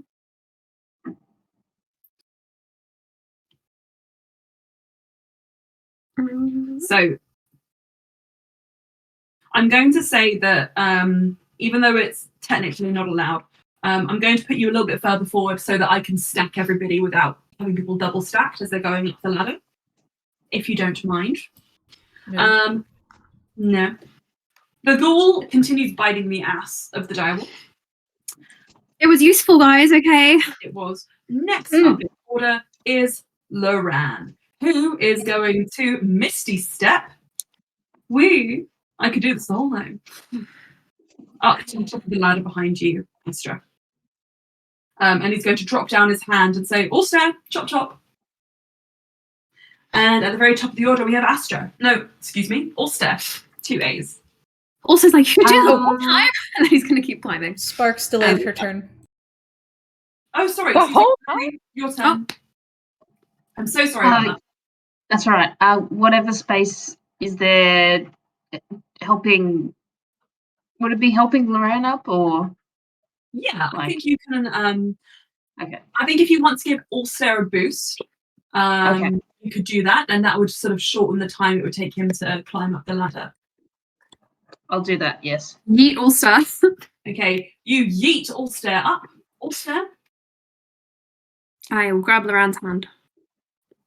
With Bluey under your feet and Loran holding your hand, you are able to get up. Now, Cass, unfortunately, the frost, the sort of like ice that you summoned to keep the fire away, melts, and all at once you feel like a You said I had a turn. It's not my turn yet. Once it's my turn, I can move. You said for a turn. Not a round, a turn. Aww. Is the fire moving? Cass starts crying. Oh. Roll me one. I'll roll the d8. You take 1 point of fire damage. You happy? She's like, oh, fuck you, Ulster. Fuck you. You got a blister. I'm gonna be suing your family. Tip of her finger, and it's teeny tiny. She's like, right, that's it. For all you've got. Sparks, it's your go after Ulster gets pulled up. You can move forwards and start climbing the ladder if you like. Or you can wait for that. I'm just gonna give... Okay. The primary threat at the moment is the flame. The flames are upon Cass. If you wish to, you can shove Cass up the ladder, or you can start climbing the ladder yourself. Say that these flames are evil. And do I have protection from them? Are these flames evil? No. They're not. I think I would love to do a shove upwards for Cass. Okay. These Got her flames. by the scruff of her neck and just chucking her up. Oh, no, look, not like that. I'm imagining like cheerleader, a kind of routine thing where they fling people. Technically my turn yet, so I'm not sure if I can move like that. Make a grapple check, please, Bluey. A grapple check, which would You're be... going to do a regular grapple, and Cass, you can choose to fail or succeed if you want to roll. I'll fail. Fail. Let me be eated. 8. 8. I'll save you, Cass.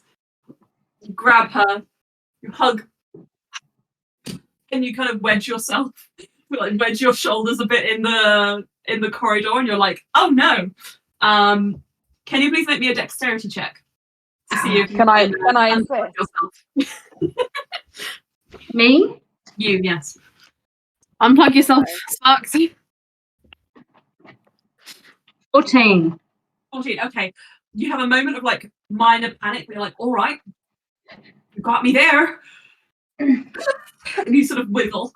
And you manage to pop free. Just about possibly. I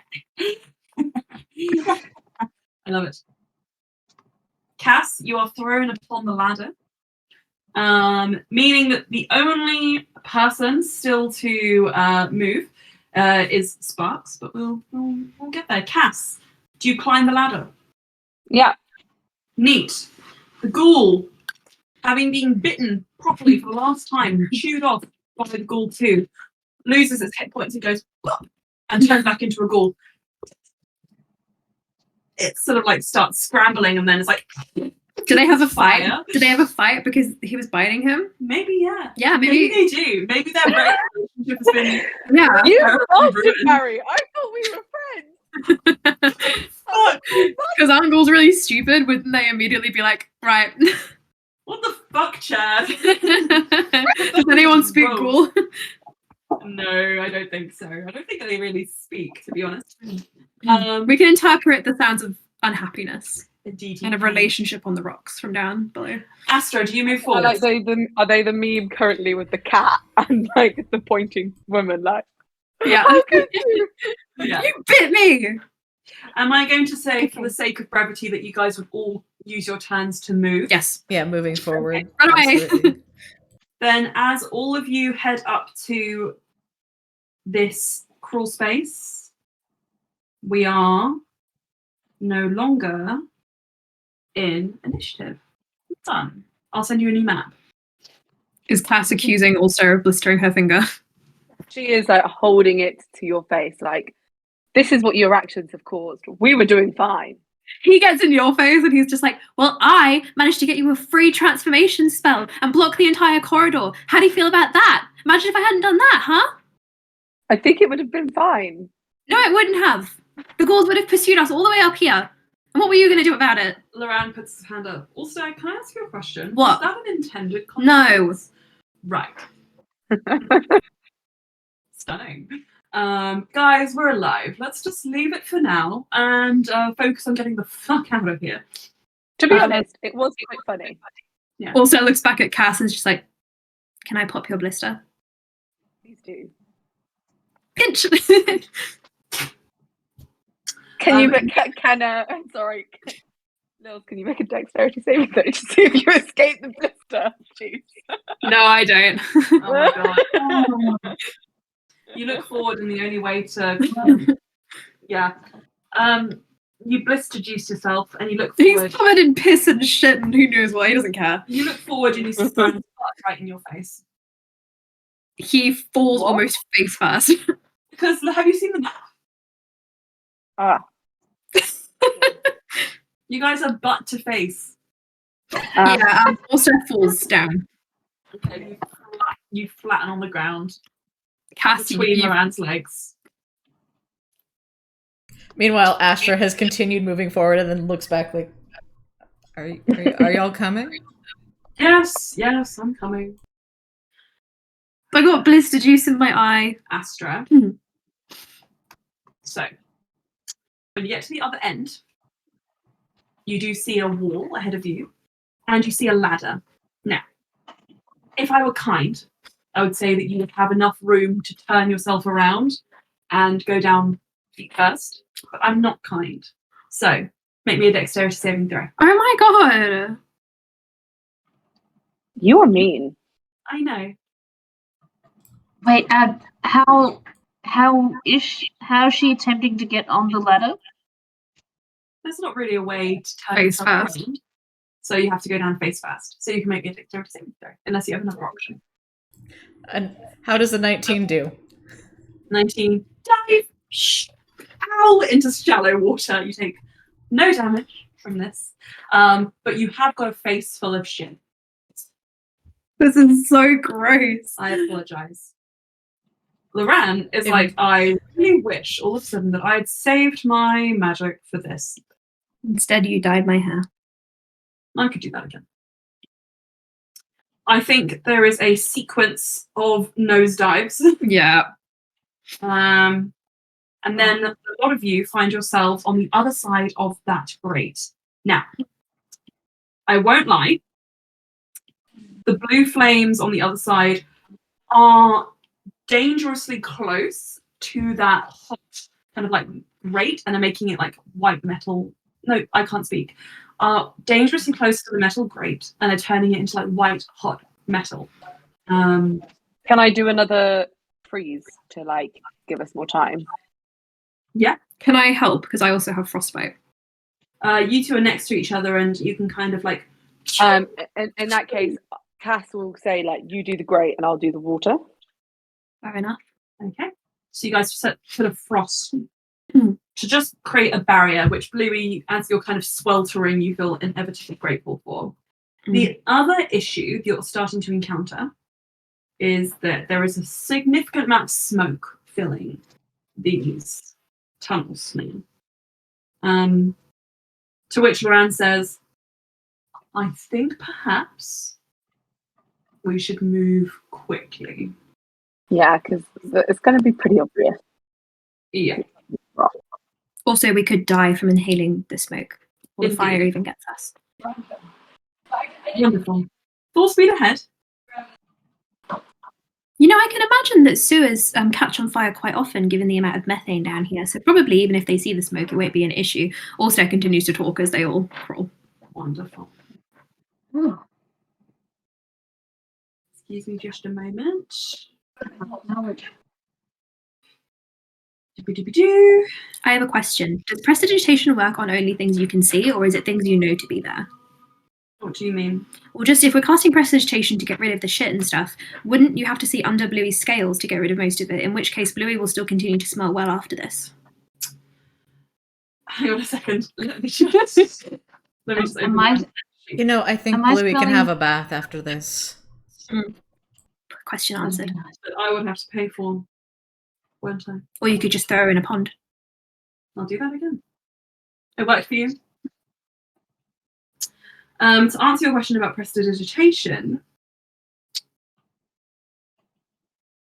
no, I don't have to be able to see it, Okay. so long as it's within my vicinity. Does that mean you can clean people's, like, organs? Yes. Theoretically.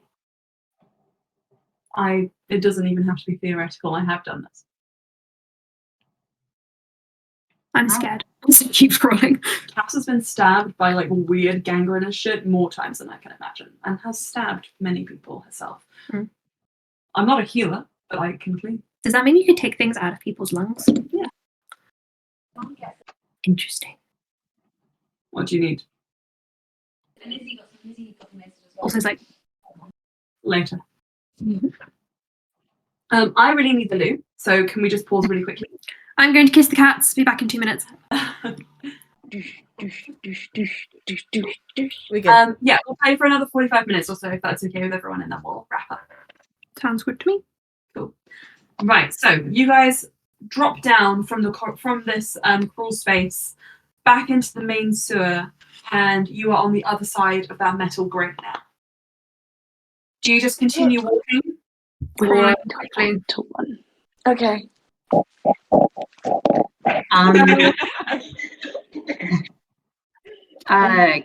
Cass and Brian have done a bunch of water and free stuff to the watering grate. I think, yeah, with the mention of like dangerous gas, I think it's a good idea to. Could I do a perception check for sounds of things that are alive or shouldn't be alive nearby? Check, please. Can any of us do perception checks as we are moving Anyone forward? Okay. Yeah. Based, anyone can do anything. But for sight, it will just be also not sorry. Oh. It will just be Astra or Loran because they're at the front of the order at this point. Okay. I guess a sound-based one. I have 19. 19. Okay. Blue So, can't see shit. And a 23 for All right. Astra's perception. Give me a moment.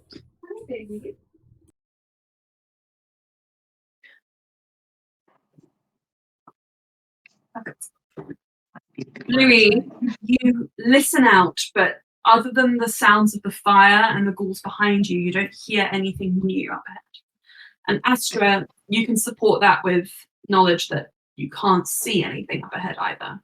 Now, as you move forwards, you see there are more crawl spaces on either side that, similarly to the one you guys just came out of, go up. Then, in front of you, you see a metal grating, and then there is a turn off to the right, which continues as a corridor. So you can either climb up, go through the metal grate, or you can turn right. What would you like to do? Can I roll a survival check to see if I would have an idea of where we should be, like which direction would be most helpful to get into the Sure. The place proper? Yeah. Very nice. That is a 19. A 19. Okay, so if time is of the essence, you probably don't want to be going through the grate. And if, based on your judgment, if the crawl space where it goes up is anything like the previous one, it's probably going to just take you beyond that grate. So if you're desperate to go forwards, there is a way forwards without having to open up that area. Or if you want to go somewhere quickly, but you can't guarantee whether it's going to get you out, you can go to the right. But there's no guarantee anywhere it's going to get you out. Unless anybody is suggesting otherwise, Astra's going to lead the group forward. I've got stone cutting I could use to see if I can figure anything else about the layout. So I'm just going to send you the map here, just so you see what you're working with.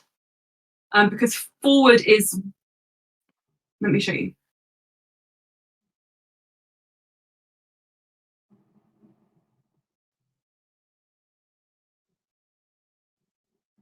Emma, I don't know, would stone cutting be useful at all? Trying to figure out anything or no? What are you trying to use it for? Just to see, like, if I can see that there would be more of an idea of, like, an exit vibe rather than just going blindly.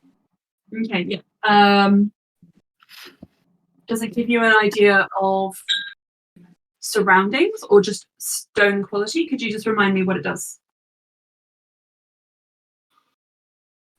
So whenever you make an intelligence history check related to the origin of stonework, you are considered proficient in the history skill check. Add double your proficiency bonus to the check. My thoughts are obviously like the origin of the stonework isn't particularly helpful, but can I see like what's newer, what's older? Because it would have probably been expanded to like, is there a way, sort of, I'm just trying to see if it would any of that. I don't think in this instance it's going to be useful. Yeah, I'm sorry. No worries. I thought I'd try. Yeah, but Astra, so just looking at the map, so if you go 5 feet forwards, you encounter a metal grate. So are you going to try and undo those bolts?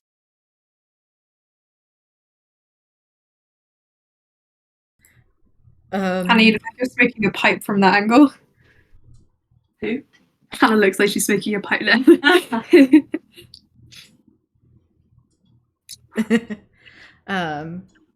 So yeah, as I was describing before, Astra will pass back down the line. Great or unknown? I mean, are we trying to hurry or are we trying to be quiet? Probably hurry. I mean, we can do the same thing with freezing the bolts. Is that quick though? I think that took a while. No, that took 10 minutes. In order, it would take 10 minutes. In order for us to get to the front as well, we're going to have to do a lot of maneuvering. Can anyone melt the metal? I think probably unknown is probably going to be quicker. Loran says, I personally would prefer going down the unknown. Okay. All right. Okay. Oh my god, it's the blueberry flavor. Yum. Obviously the blueberry one. Really nice. Yeah, they are nice. Just going to line everybody up. So it goes Ran, Ulster, Astra, and then Cass and Sparks along the end. I'm just doing that by checking who's closest. Right, so the Ran now leading the way. You start going down the unknown corridor, and there is a thick kind of like heavy sludge here, and looking down, Loran seems observant, and he tries to kind of like feel across the edges. Can I do a nature check on what the sludge is? Yeah. It's delicious. It's going to be very good. That is a 21. You wade through. It's a mix of sewer, water, less shit, but there seems to be some kind of natural matter. Yeah, that's what I was trying to identify. And when you kind of like kick your foot forwards, just to kind of like see what the sort of texture and quality of it was, see a little finger. It is people. At which point, Noran says, if it's people, I don't feel this is good. how did they turn to... Yeah. At which point, from your direction, Sparks, you hear a... And I would like everyone to make me dexterity saving throws. Jesus Christ. Lily, can you mute your camera a second? Mute your... Mm-hmm.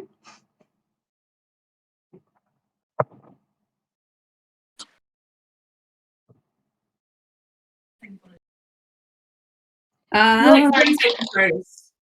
What was Throw the number sound? 8. Wonderful. What was the sound you described? Like a whoosh. Booby trap! 18. Huh. Nice. Slayer, you managed to... Sorry, Astra, you managed to... What? Throw yourself face first into the people mulch. 22. You throw yourself face first into the people mulch. Just me then. Fuck. Bluey.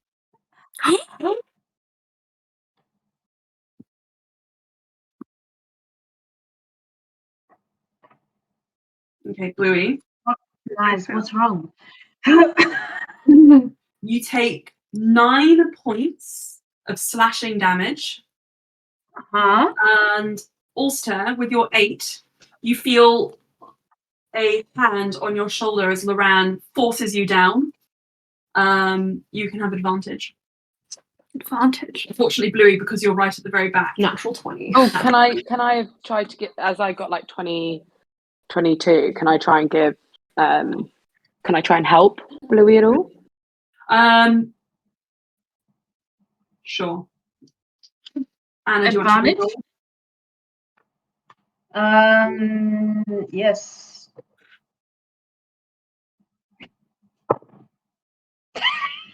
Is this a dex saving throw? Yeah. That's a 4.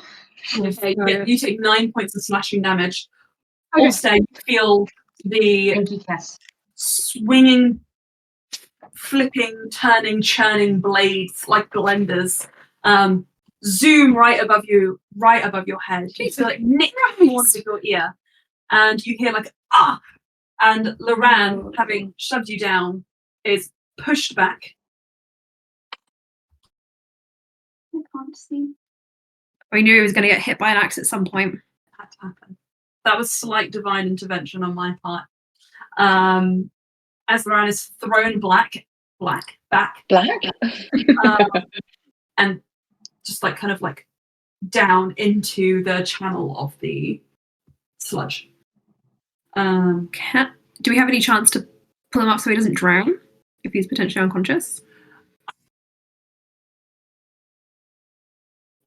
Also, what do you do? I will. If we have to stay down, can I swim to pull him just above the surface? Okay. You kind of maneuver yourself forwards as the everyone who succeeded before, you now have an advantage. Anyone who failed before, you have to roll straight again, please. But I just succeeded. Does that count? Otherwise, Loran sacrifices for nothing. Yay. Just trying to see, is there something? Can I see really the mechanisms that Okay. Plus. that the axes are having? Sorry. Can I see like the mechanisms? Yeah, same. Where the axes are swinging from? Yeah, make a perception check. 17. 17. Can I assist Cass on the perception for advantage? Maybe. Thank you for that. Wait, also, what did you roll the first time? 9. 9, okay. Bluey, you are just about. Struck again. Oh, but you rolled with advantage. I got natural 20. Yeah. Astra, Bluey, you take 5 points of slashing damage. Blue, it's not your thing with the axes, is it? You're so big. Astra also got a natural 20 on the second deck save. It's fine. Nice. I got 17 for the deck save. Okay. Now, can I ask perception checks? Perception. For anyone who's looking at the mechanisms. Oh, I'm not. I got 17. 17. Okay, so Cass, when you look up, you can see a crude, yet vicious-looking axe, which is on what appears to be a long metal bar attached to a rack in the ceiling, which has sort of got like a groove going up. So it's kind of like swinging out along one line. Okay. So if you wanted to stop it, you could try and shove something in that gap. That's what I was thinking. Or you could try and remove it from the bar. How easy would it be to remove it from the bar? Like where? It's welded on there. Okay, so Cass has. I'm just seeing what I have that I can like shove in it, you know? If you have like a long weapon of some description, like a pole arm, that would probably be enough to jam it. If it was shoved in with enough strength. I have. Would a crowbar be sufficient? Yeah. Yeah. Cass has a crowbar, so she's going to try and do that. Okay. So you pull your crowbar out just as the second one goes whoosh, and just before it swings back, would you make me a strength check, please? Oh, yes. What is my pluses for strength? Because I did put some stats in there, because Cass has still got to be strong, Cass. Just a straight strength, yeah? Yeah. So that is a 21. Got a 19. Nice. Okay, with a 21, you manage to sort of like shove, and it sticks right up in there. And as the axe comes swinging back, I'll just have Bluey make me another one. Come on, Bluey. You can have advantage this time because You know it's coming. You know it's coming, yeah. Okay, I'll do the two tiny dice.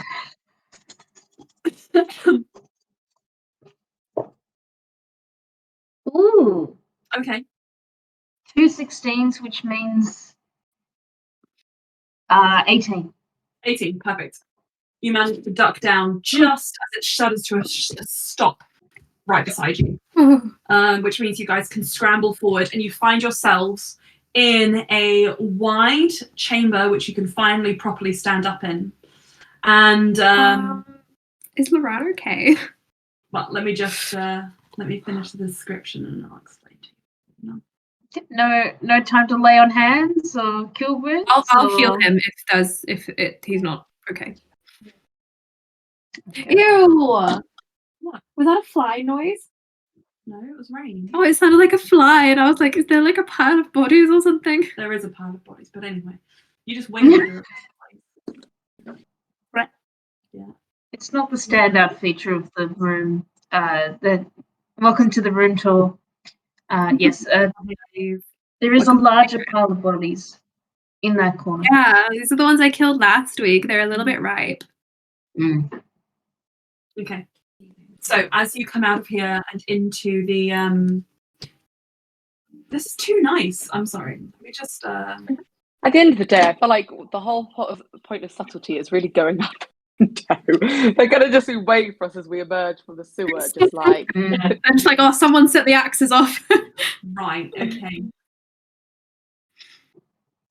No, they don't have technology. They don't have an alarm system or security cameras. Well, probably not. Shush! So you guys all pile into this square chamber. It is 25 feet wide. It is 10 foot tall, so you guys can all stand up. And it is filled with sort of like dismembered bodies.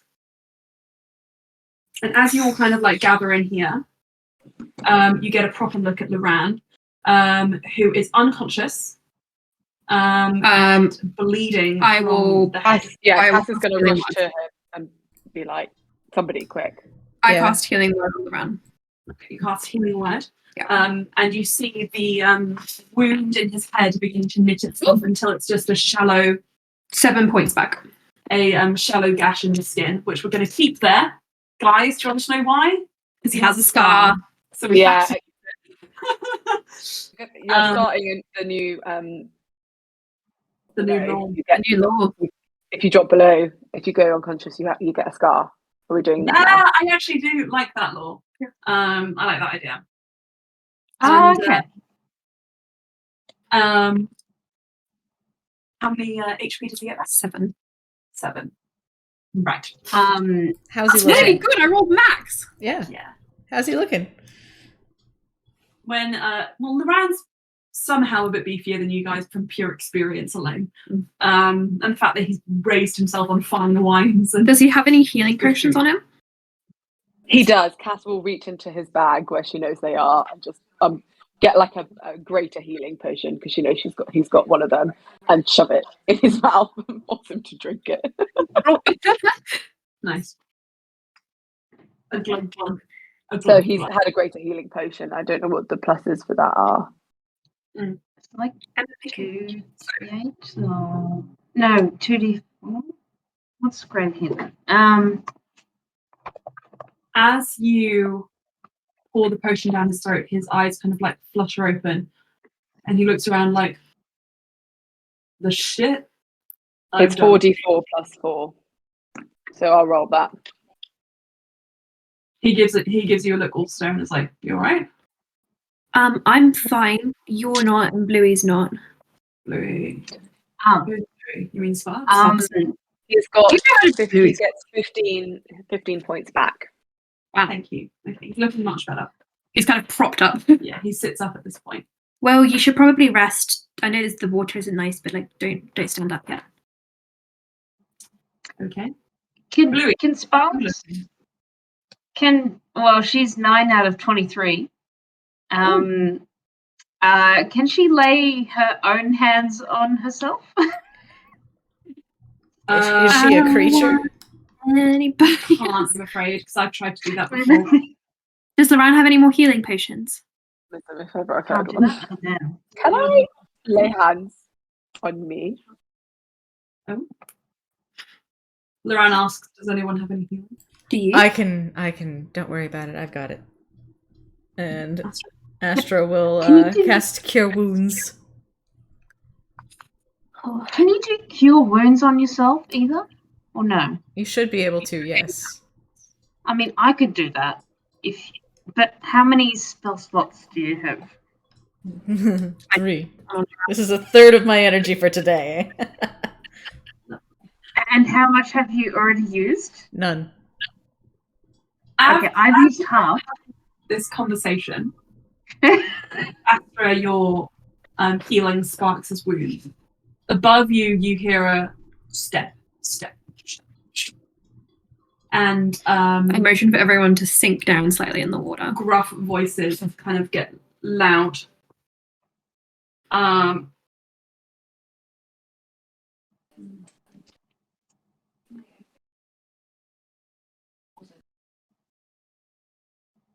Georgia, I sent you a message. Interesting. You know my. Okay. Oh yeah, got you. Okay, got you. What's the secret?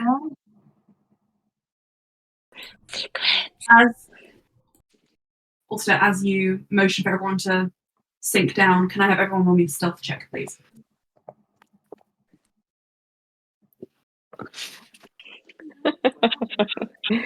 This is just funny. I'm gonna send this to you because I rolled it anyway. 11. I don't want Anybody else think about Nah.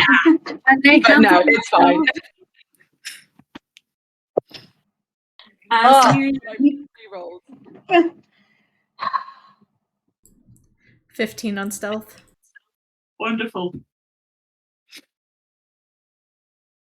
6. Sick. Okay. It could have been an 18. Cass started being really stealthily, and then it was almost like fate had another plan for her, and she made a loud noise. Okay. Now, as you sink down, also, what did you roll? 13. Okay. Loran tries to just blend in with the bodies, considering he's got a wound. Above your heads, the sound of wood creaking as a trapdoor is thrown open, and light just floods into the room. It's almost painful because you've been in the dark for so long. And as this happens, there's a waft of smoke. Fuck!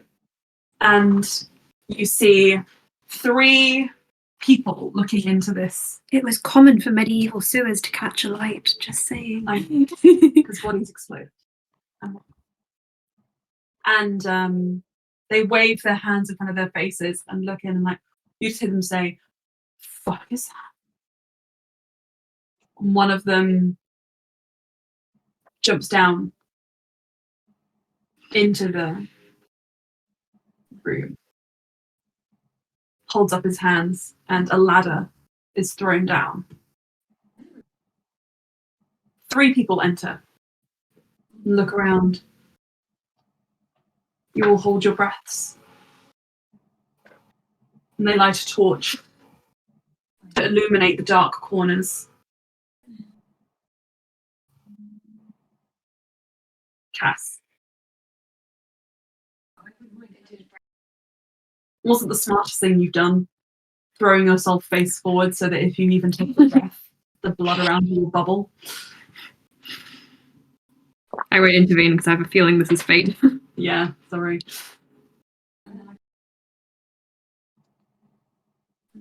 Steps stop right up by your ear.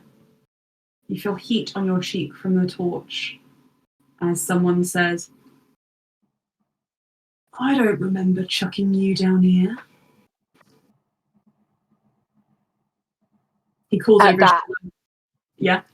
jump up, because if she's going to go, she's going to go with a bang. She's going to jump up and she's going to cast Firebolt at the dude. Okay, sick. Yeah. Because Cass's thought is, if she's been caught out, if she can then make it seem like she's the one that's done all the fire and all the issues, then the others can probably get away with it. Naturally. Run, Cass, run. That's an 18. 18. Okay, you hit him square in the chest. How much damage? So where's my D10? Nope. All right, you there. Oh, 10. Nice. God, Rupert, no! As you donut his shoulder and his arm falls off. He's like, "Ah!" And he shoves the torch into his arm socket to cauterize the wound. As you see like a...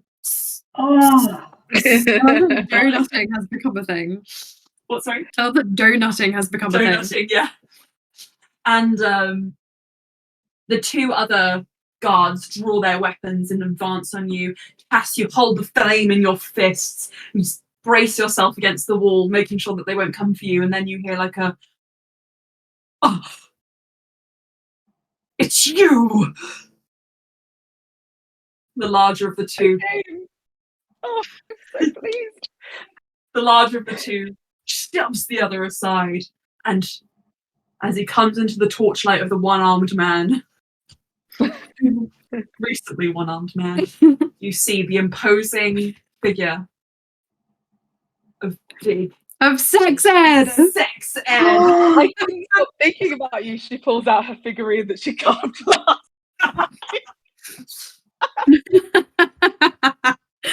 He looks down. He looks up at you. Now, fate may save you here, or it may make things worse. Can you please roll me a dexterity check to see how well carved this is? It's going to be about 2 hours. And It's the fucking ugliest thing you've ever seen.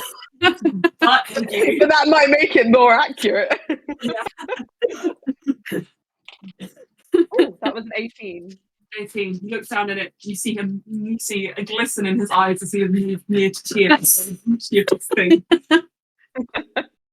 This is really how you see me. No. No. Such a good. Oh my god. Oh my god. Points to the other two guards. Grab her, take her upstairs.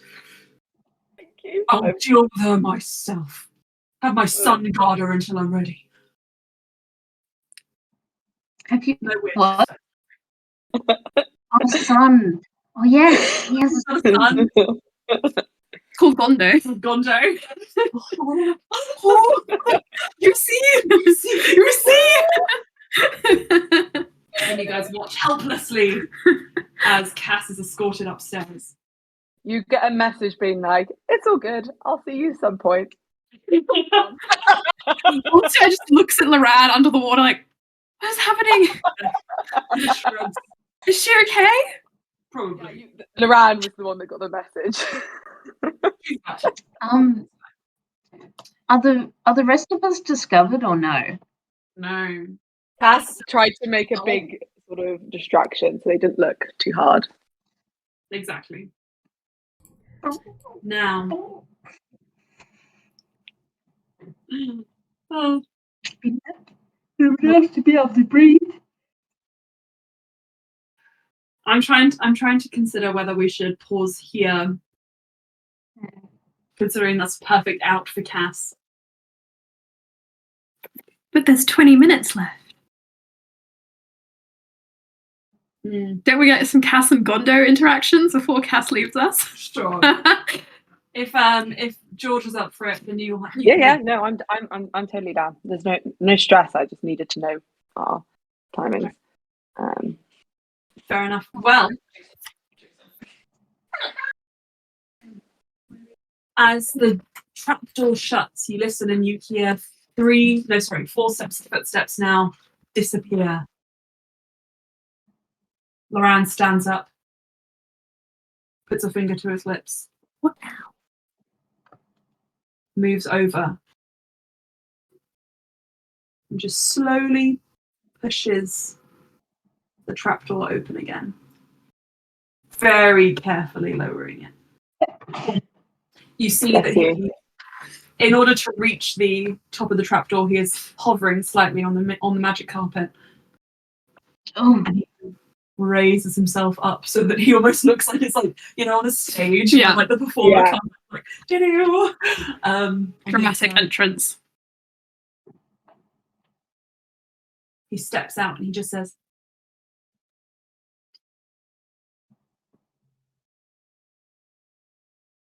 closes the trapdoor. Is he leaving us behind? It's all part of a nefarious plan. Why would he do that? You hear Loran was goulash all along. all of a sudden nothing above you. Silence. You wait 5 minutes. And obscurely the trapdoor opens without making any noise. He motions you to come up, lowering the magic carpet. We rise like swamp monsters. You rise like swamp monsters. As we get out of this muck, Astra is going to cast Prestidigitation so we aren't leaving a trail of goulash, as it were. behind us. Also so happy that people can do this. He's like, if I could do this, I wouldn't have needed to live in squalor for 2 years. It's amazing. You don't hear any of this, of course, though. He just says that. You look around and you see that there is an unconscious, semi-brained guard waiting by the door. You don't recognize him as one of the ones who came down earlier. Ouch. But other than that, why was Loran gone for 5 minutes? And you realise he has completely changed clothes. And now looks beautiful. Can we tie up the unconscious guard just in case they come to? Him into the sewer. Partially brained, he's unconscious. Loran says, shall we shove him in the body pit? Oh, That's very dramatic, isn't it? I mean. Yeah, you're right. We might get our clothes gross again. we can just Is tie him there up. somewhere in this room where if the guard wakes up, they won't be, I don't know, easily able to get up? Yeah, let me send you where you guys come up from. Because I haven't know.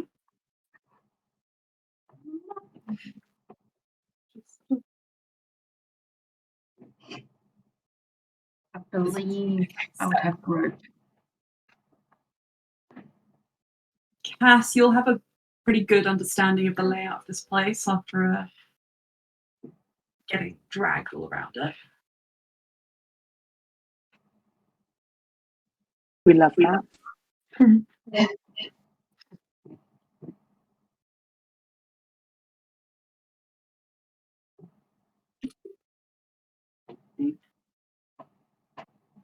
People. Okay. So you come up into this room here. You obviously can't see that small fragment of the next room over. There are Where did you send that? Sorry. Oh, Sorry, I can put it in Messenger. If someone wouldn't mind, yes, please. We come up. Yep. Where? In this room. This room. Yeah. So it's an L-shaped room. Ignore that little bit of extra room. You can see I just can't cut it out, unfortunately. There are 2 exits, and there are 4 very narrow, very arrow-thin windows through which you can look outside and see that little bit of rock.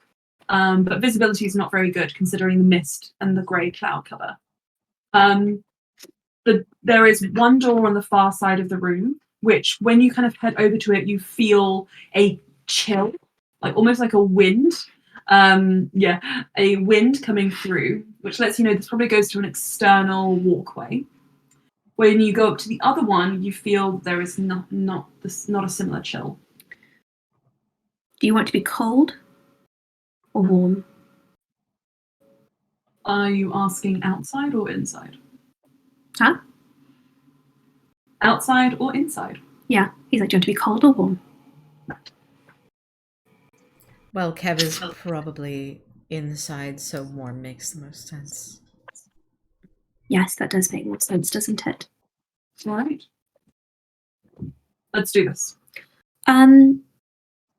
Is he points at the brained guard? Is he going to have a concussion when he wakes up? Probably got permanent brain damage for the rest of his life. What did you do? Doesn't matter. Also, just inspects the wound. Can I assist with the inspection? Because Astra's also curious. You have a cranial fracture. What if he has a pet to take care of? Wow, you make a really good point. Non-lethal damage.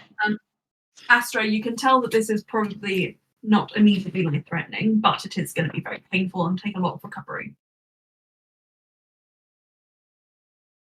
Up to you to decide whether you think these bandits would allow that recovery time. Maybe we should just put him out of his misery. I'm sure that we can just leave him here and let him take his chances. But I do think that Loran's idea about the body pit might be wise. Maybe we could just sit him up. Oh no. It's cruel to throw someone into a body pit when they're unconscious. We should really just put him out of his misery, I think. I'm not getting involved. I've done my dirty work. I personally think it's a waste of time to consider doing more than we need to.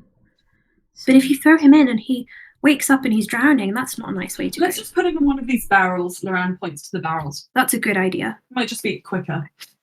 And then we don't have the body pit conundrum that everybody seems concerned about. Yeah.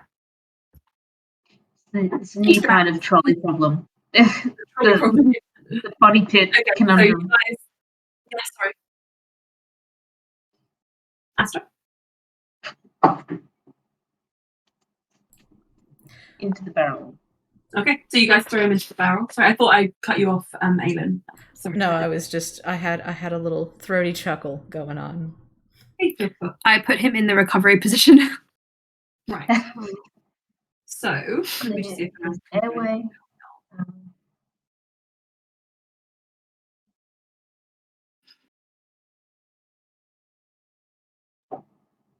Let's find Kev. Let's find Kev. Indeed. Listen for the sound of screams. No, I'm joking. So being in this building, already you can hear unsavory noises. Sounds kind of place. No, Oh. Yeah. Casket had a great time here. Mm-hmm.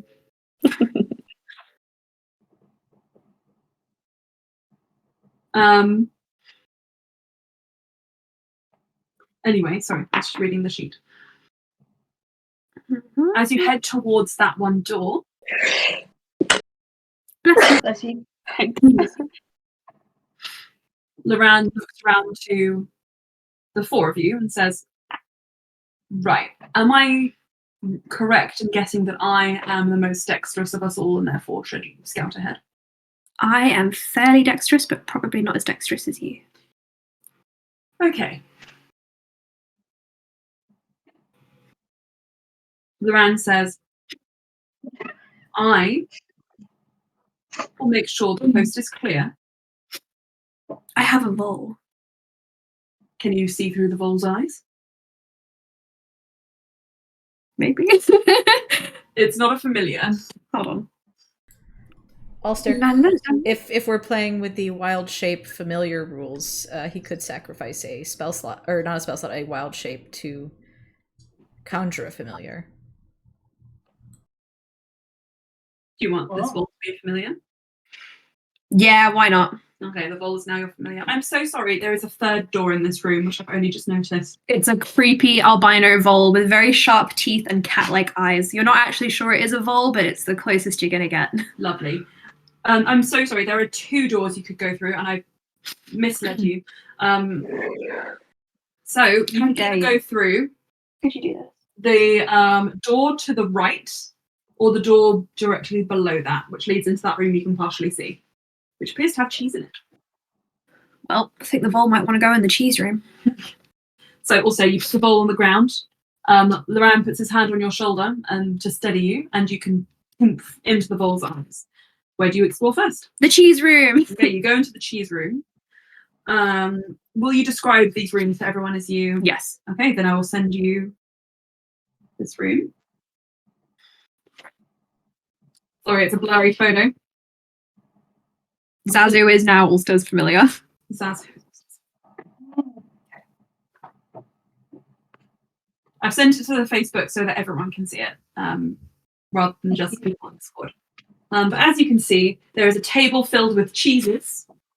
There is a stone floor, and then there is a kind of like wooden table. Oh my god, it's so fucking cute! Guys, you know what it looks like? What, a vole? Yeah! Yeah, I do. Yeah. It's so cute! Little vole. Oh, hello. I had no idea. It's adorable. You didn't know what a vole was? That's the cutest thing I've ever seen. Very silly of you. So there is another door through here which you could squeeze through, or there is you can go back and go through that other door. I will squeeze through. Okay. You squeeze through and you hear before you see people sitting down, eating and clamoring as you enter what appears to be a mess hall. I immediately crossed that off my list of places to go and backtrack. Show you the mess hall? Yeah. Right, you know what I'm going to do? I'm going to send you a photo of the entire I will scout out the way with the least people, essentially. Guys, how cute is the vole? This is very cute. So cute. Yeah. It's like a fat rat mouse thing. Okay. Immediately backtracking on what I was saying about sending everything to the Facebook chat. Could somebody send that to the Facebook chat, please? Sure. That's what you've scouted out. Mm-hmm. And you can see a double set of doors at the end of that mess hall. And in this room, all of those chairs are occupied. So there are 8 people in here. One table of them is eating, and the other table are drinking and sort of planning over that over that notebook there. Okay. I will listen in. See if they've got any. Okay, I'll listen in. That's a good point. I'll listen in a little bit whilst I scout out. Okay. Mm-hmm. Is there anything interesting in the notes that they're writing? You'd have to scamper across the table for that, and that could put you in a bit of a position. Why can't I go up on the ceiling? Because the You're ceiling. not a magic vole. I can crawl. Surely there's rafters, As you right? sprout wings, just become a dragon. It's actually a flying squirrel, guys. Okay, right. So let's put that aside for now. You turn into a fruit fly, I guess. No. Starting off with the simple thing, listening into what they're saying.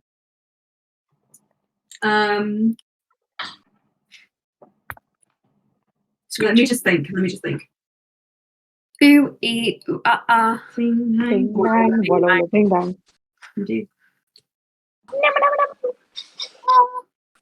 So you hear the people on the far side who aren't eating, who are drinking, saying, right, so how I did it, I tied his hands behind his back, I took him up to the tallest tower, and I lined him up on the platform. Also blushes.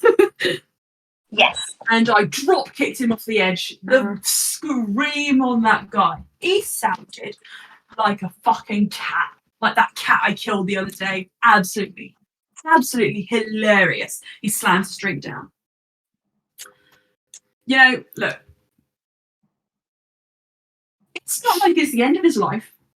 With the way things are going around here, he might just get back up and start walking again. Perhaps he'll even take guard duty tomorrow, and everyone laughs around him. I would like to make a mental note of this man's face. Okay.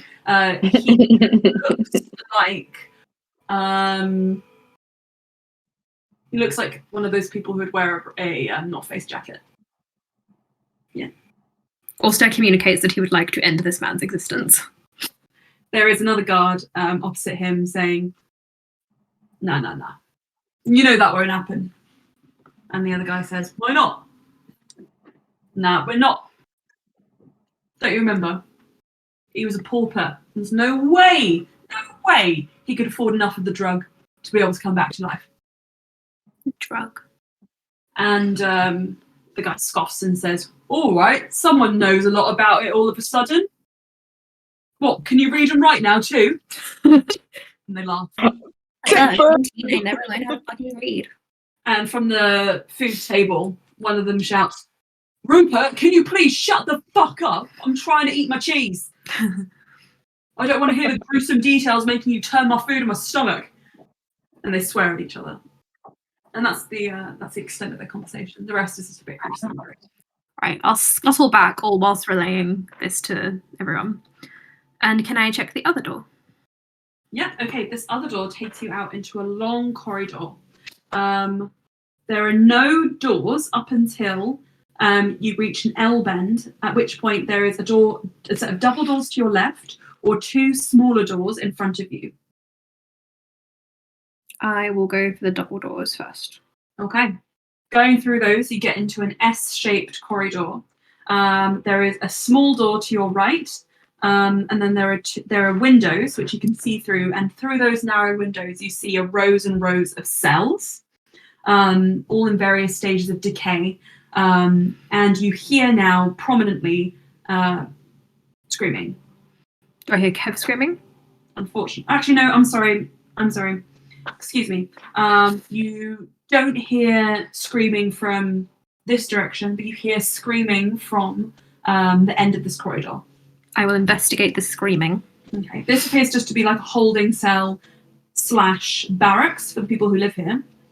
What does it say that they keep their prisoners and their people in the same place? I think it's funny. You go to the end of this corridor and the screaming gets louder the further you go. You open a set of double doors and, squeeze through a set of double doors and you find yourself outside. Here the wind whips around you and you see 6 guards lining each side of this corridor. And you look up and you see that tall tower sort of in front of you to your left. You see a shallow building. And you remember from your scry seeing a sort of like seeing a very particular shaped window, I think, with like a diamond cut out. And you can see that window here. For the sake of brevity, knowing that we have to end soon, can I say that the Vol will explore until it finds the safest route to get there? You found it. Okay. Then I will relay this. Okay.